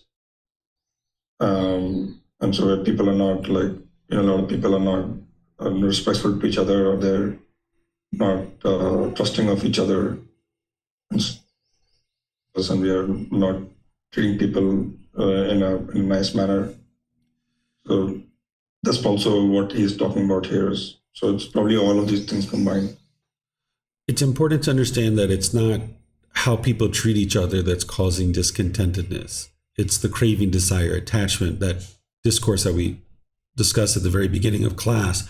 The harsh speech, the way that we treat each other, sure, that's unwise, but that's not what's causing the discontentedness. Sure, yeah. Sorry, I misstated that. Mhm. But yes. Okay. Thank you. Yeah, so the way that I suggest you guys take a discourse like this is look at the things that the Buddha is describing that are unwholesome, and then just make conscious choices to not do these things. Instead of contributing to the decline of the world, instead look at doing wholesome things. Be part of that group of people that he talks about at the end, which are into wholesome things, and do wholesome things. That's what's going to lead to your improvement in this world. Okay, it looks like Vibhav, you have something else to say? Oh, no. Okay. Looks like Helena had a question. Go ahead, ma'am. Yeah, thank you. This may be a bizarre question, but those 7 years of like violence or 7 days that he's describing here, is he talking about like the apocalypse or something like that? No, what he's talking about is essentially what we're experiencing now. You see mass calamity in the world where there's just so much killing going on right now. If you look at the war in Ukraine, you look at the war in Israel, you look at what's going on in places like the USA and things like this, there's just massive amounts of unwholesomeness. You see like government after government that is doing corrupt things. You see, monarchs and kings doing corrupt things. I mean, it's almost like there's no organization or no institution that exists in the world that we can hold up and we can say this is an organization or this is a government body that is doing things in a way that is perfect, essentially, in that they're conducting themselves in a way that people can ultimately respect and have appreciation for. That it seems like every time you turn around, there's some stain on a particular organization. And this is leading people to distrust their governments and any organization of people that are supposed to be there to help and help society and help humanity. Every time you turn around, there's some scandal or some corruption that is helping us to be able to see that people aren't making wise decisions in these different groups and organizations. Wow, I see it. Maybe this is the apocalypse from the Christian vision. I'm not 100% sure what people mean by apocalypse, but we're definitely going through a period of time that is very difficult for humanity. But there's a better way, which is this middle way that the Buddha taught. And I just encourage everybody to focus on that, because that's what's going to help you in your life. And then as you set that good example, the people around you will start to be able to see that as well. Okay, thank you. You're welcome. Okay, it looks like Chris has a hand up. Go ahead, sir.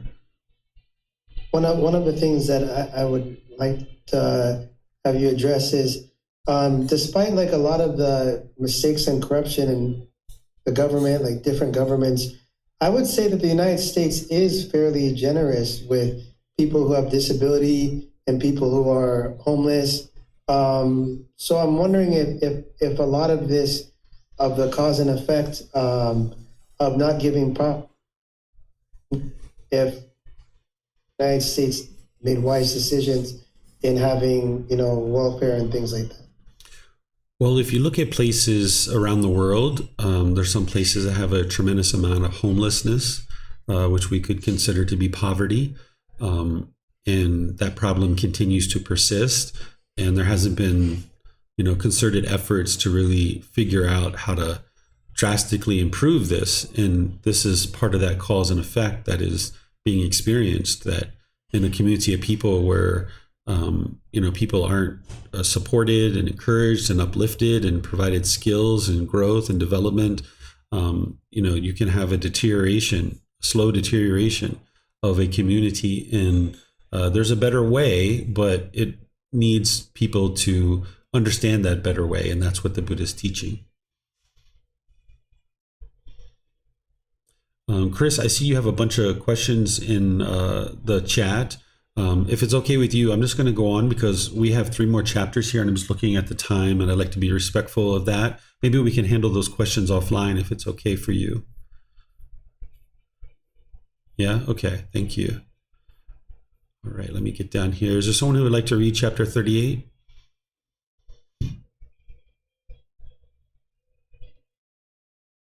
Okay. Go ahead, Vibhav. Craving, anger, and ignorance. Monks, wanderers of other communities may ask you, friends, there are these 3 things. What 3? Craving, greed, anger, hatred, and ignorance, delusion, unknowing of true reality. These are the 3. What, friends, is the distinction, the disparity, the difference between them? If you were asked this, how would you answer? Monks, if wanderers of other communities should ask you such a question, you should answer them as follows. Craving, greed, friend, is slightly blameworthy, responsible for wrongdoing, but slow to fade away. Anger, hatred is very blameworthy, responsible for wrongdoing, but quick to fade away. Ignorance, delusion is very blameworthy, responsible for wrongdoing, and slow to fade away. Suppose they ask, but friends, what is the reason unarisen craving arises, and arisen craving increases and expands? You should answer, an attractive object. For one who attends carelessly to unattractive objects, unarisen craving arises, and arisen craving increases and expands. This, friends, is the reason unarisen craving arises, and arisen craving increases and expands. Suppose they ask, but what, friends, is the reason unarisen anger arises and unarisen anger increase and expands? You should answer, a repulsive object. For one who attends carelessly to a repulsive object, unarisen anger arises and unarisen anger increases and expands. This, friends, is the reason unarisen anger increases and expands. Suppose they ask, but what, friends, is the reason unarisen ignorance, unknowing of true reality arises, and arisen ignorance, unknowing of true reality increases and expands? You should answer, careless attention. For one who attends carelessly, unarisen ignorance, unknowing of true reality arises, and arisen ignorance, unknowing of true reality increases and expands. This, friends, is the reason unarisen ignorance arises, and arisen ignorance, unknowing of true reality increases and expands. Suppose they ask, but what, friends, is the reason arisen craving does not arise, and arisen craving is abandoned? You should answer, an unattractive object. For one who attends carefully to an unattractive object, unarisen craving does not arise, and arisen craving is abandoned.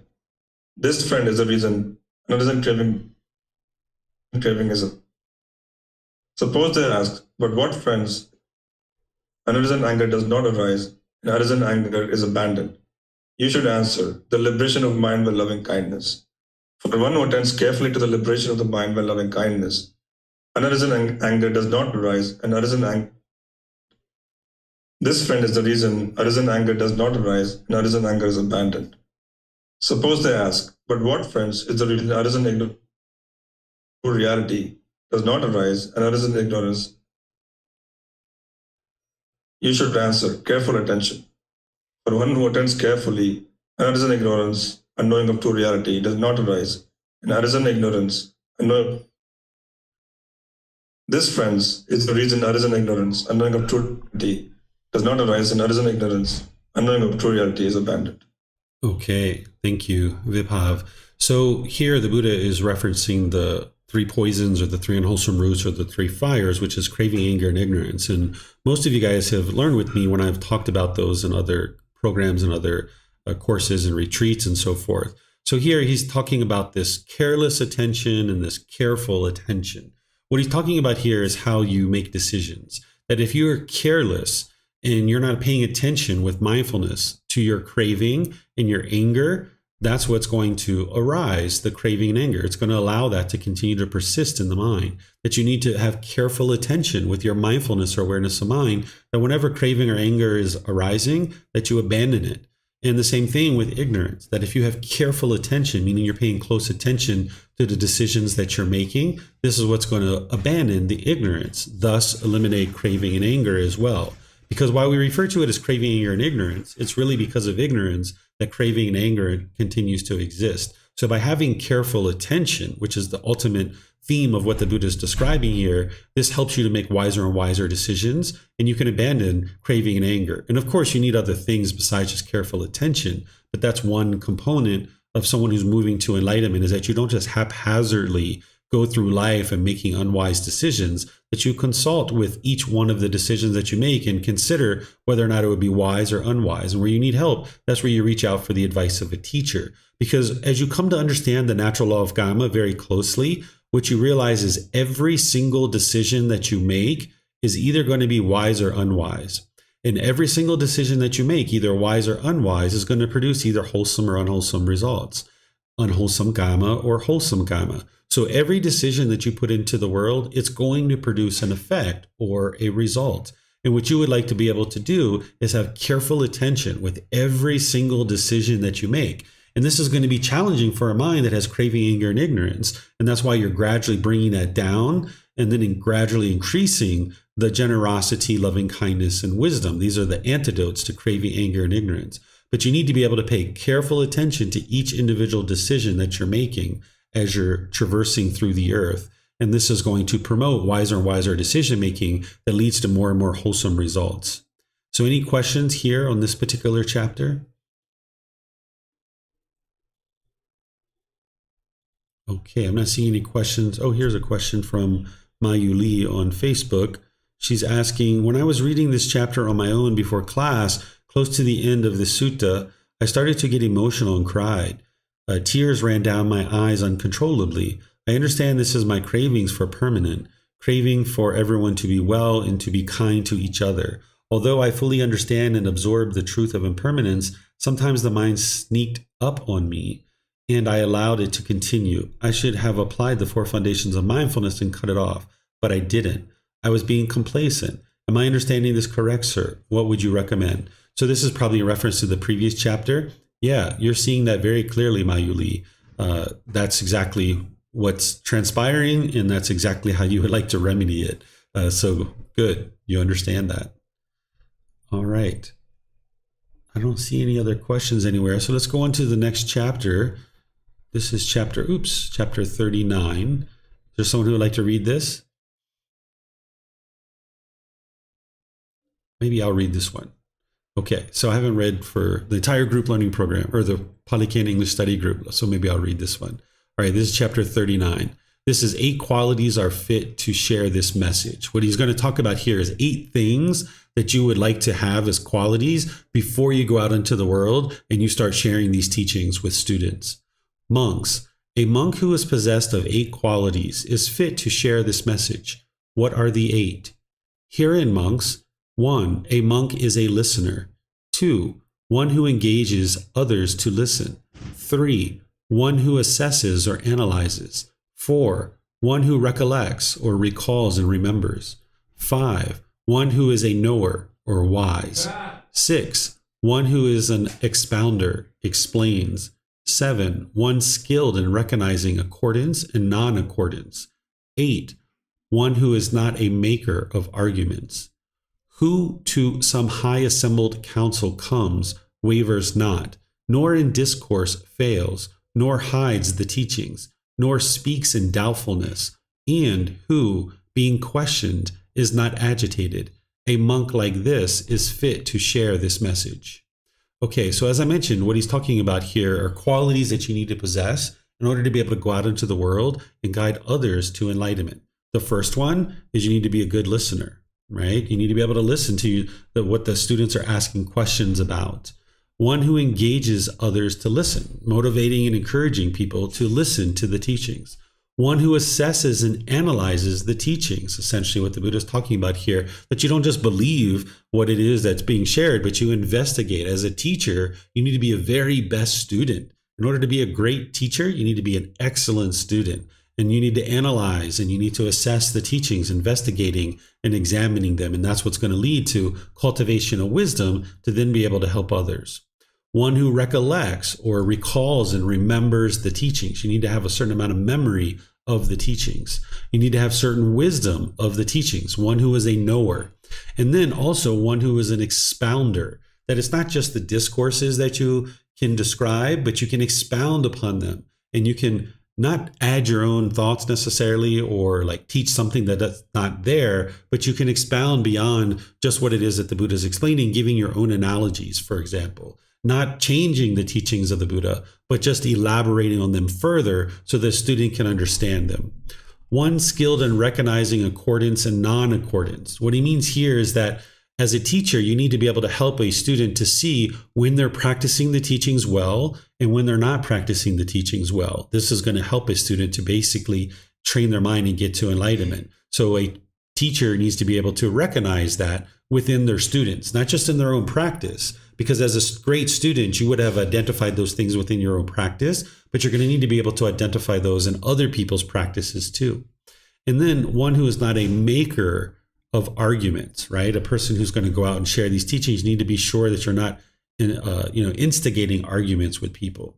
And then ultimately what he talks about here, which is really important, is that if you're sharing these teachings and you go to a high assembled council, meaning people who are very famous or wealthy or well off in the community, that you don't waver in your discourses. Like, oh, I'm going to change what I'm saying just because I'm maybe afraid of these rich and powerful people. Someone who's enlightened isn't going to have that. They're going to know what the teachings are, and whether they're talking to someone who, is just, living a modest lifestyle, or someone who's this rich, famous person, they would be able to share the teachings exactly the way they need to be shared without wavering in their description of the teachings. So they're not wavering in the discourses. They're not hiding the teachings. They're not speaking with doubtfulness. If you doubt whether the teachings of the Buddha actually lead to enlightenment or not, you shouldn't be anywhere near teaching other students, because you still haven't even gotten to the first stage of enlightenment yet. So if you start teaching students and you have doubt, you're just going to be spreading this doubt all over the world, and people are not going to be able to learn and grow and develop to get to enlightenment. You need to get to the point where you're either in the fourth stage of enlightenment, meaning actually enlightened, or very close to it, maybe in the third stage. But even the Buddha himself talks about how difficult it would be, how difficult it would be for someone to share the teachings who actually still has craving, anger, and ignorance in the mind. And as part of that, the mind could have doubtfulness. And if you're doubting the teachings, you shouldn't be anywhere near people who are interested in learning how to get to enlightenment, because you yourself don't even know whether or not the teachings lead to enlightenment. So how could you actually guide others to this mental state?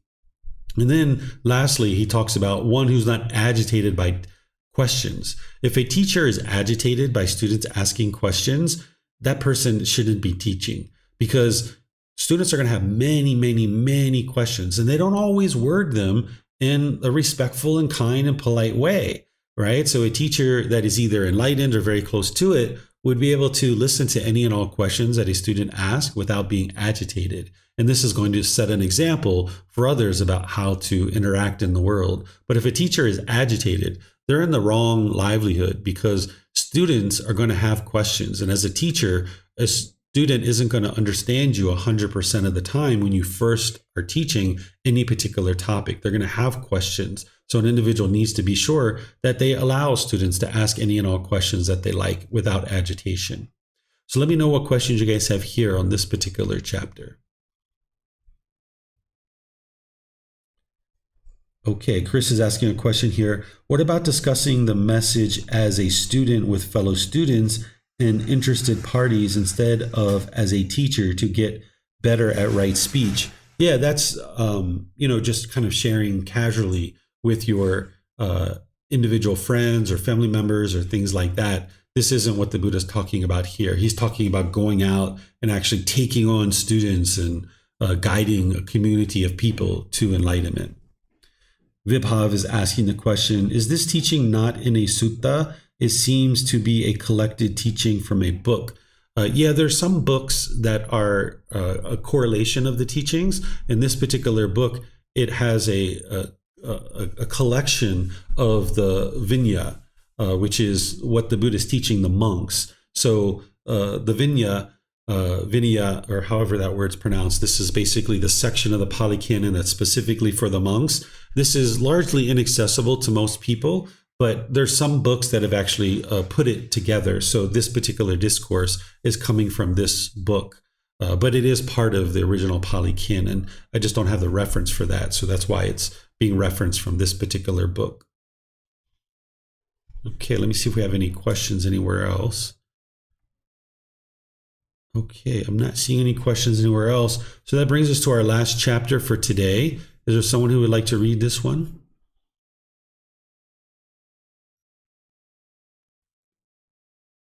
Okay, Helena, go ahead, ma'am. Oh, we got Pat too. I saw Helena's hand first. Sorry, Pat. Yes, let's Pat read, please. Okay, sure. Go ahead, Pat.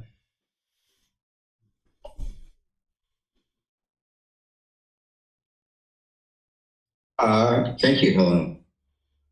The falsehood, even as a joke. So unwise and empty, Rahula, is the recluseship life practice of those who are not ashamed to tell a deliberate lie.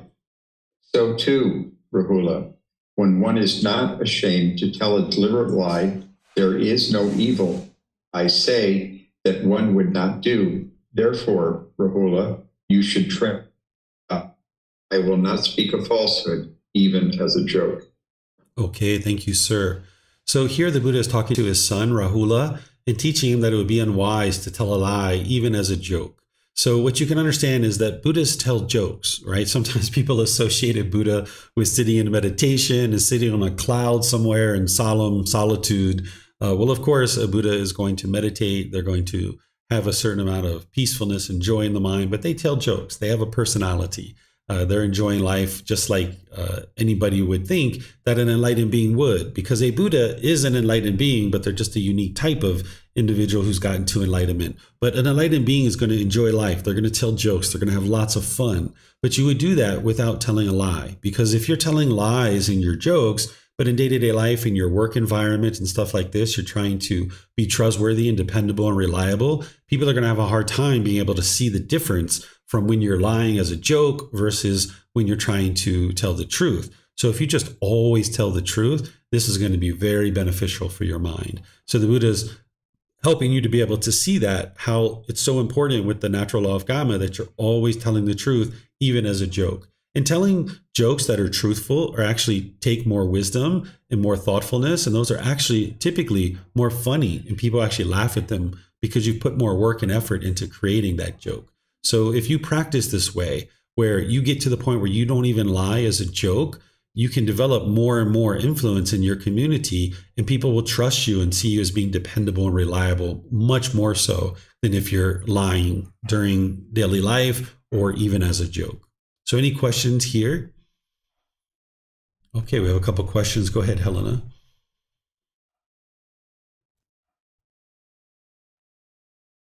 Oh, you don't have a question? Okay, no. So it looks like Chris has a question then.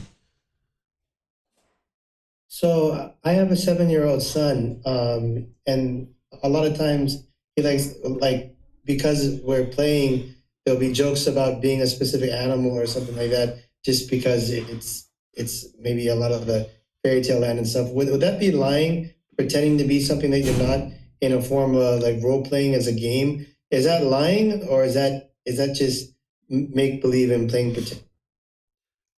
About that. That's not lying, because he hasn't said anything. He hasn't said like, I am a horse, hear me whinny, or I'm a lion, hear me roar, right? Like he's acting, right? He's not telling a joke that is a lie, or he's not deliberately lying. He's just acting out the role of an animal or something like that. But if in the playing the game, if me or him says something like that, would that be lying, or would that just be something else? Yeah, that would be lying. So you can change your wording so that you're not lying. You can say things like, I am pretending to be a lion, or I am trying to function as if I am a lion, right? You can say things like that, where you're essentially communicating the same thing, but doing it in a truthful way.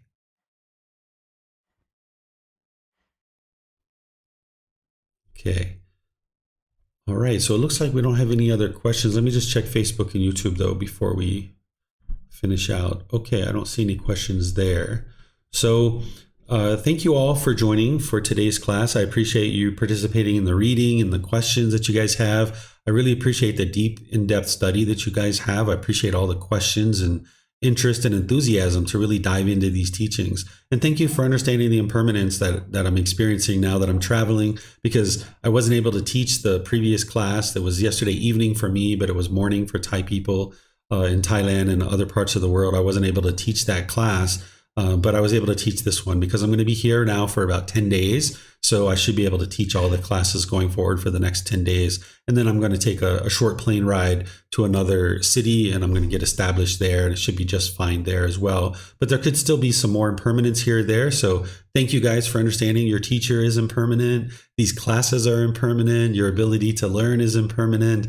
It's a beautiful thing because I didn't see anybody getting angry or irritated or frustrated, because I think you guys do understand impermanence and you're not craving that permanence. So thank you for that. But next week, I'm going to be sharing at 9 a.m. Thai time and 9 p.m. Thai time the next set of chapters here. We're going to go on to chapters 41 through 50 in volume 3. So if you'd like to study those, you're welcome to study those beforehand, because I teach things in there that aren't actually in the classes. So you can read either before or after the classes. And then tomorrow in our group learning program at 9 a.m. on Sunday Thai time and 9 p.m. Sunday, I'm going to be teaching volume 1, chapter 22, which is mental health, a modern day delusion. This is where you're going to learn about things like ADD, ADHD, bipolar disorder, schizophrenia, bulimia, anorexia, panic disorders, suicidal thoughts, things like this. And I'm going to show you how by training your mind with the teachings of the Buddha, you can eliminate the symptoms of all of these kinds of things. So we'll talk about that tomorrow. It's actually this evening for me, but I'm trying to keep the time frame that's based on Thailand. It just makes it much better. But I'm not lying, right? I'm still keeping my mind framed in Thai time zones. So anyway, thank you all so much for joining. Thank you for all you guys back in Chiang Mai that are helping out to maintain the continued progress of the community, to be able to allow me to teach while I'm on the road. And I'll be back to Chiang Mai within 3 weeks or so, and we'll be back to our normal setup and all those kinds of things. But in the meantime, because of modern technology, I can still teach. So thank you all for helping. Thank you all for your dedication and diligence to learning and practicing. And perhaps I'll see you guys in a future class. Be well and have a lovely rest of your day. Take care. Sawadee-ka.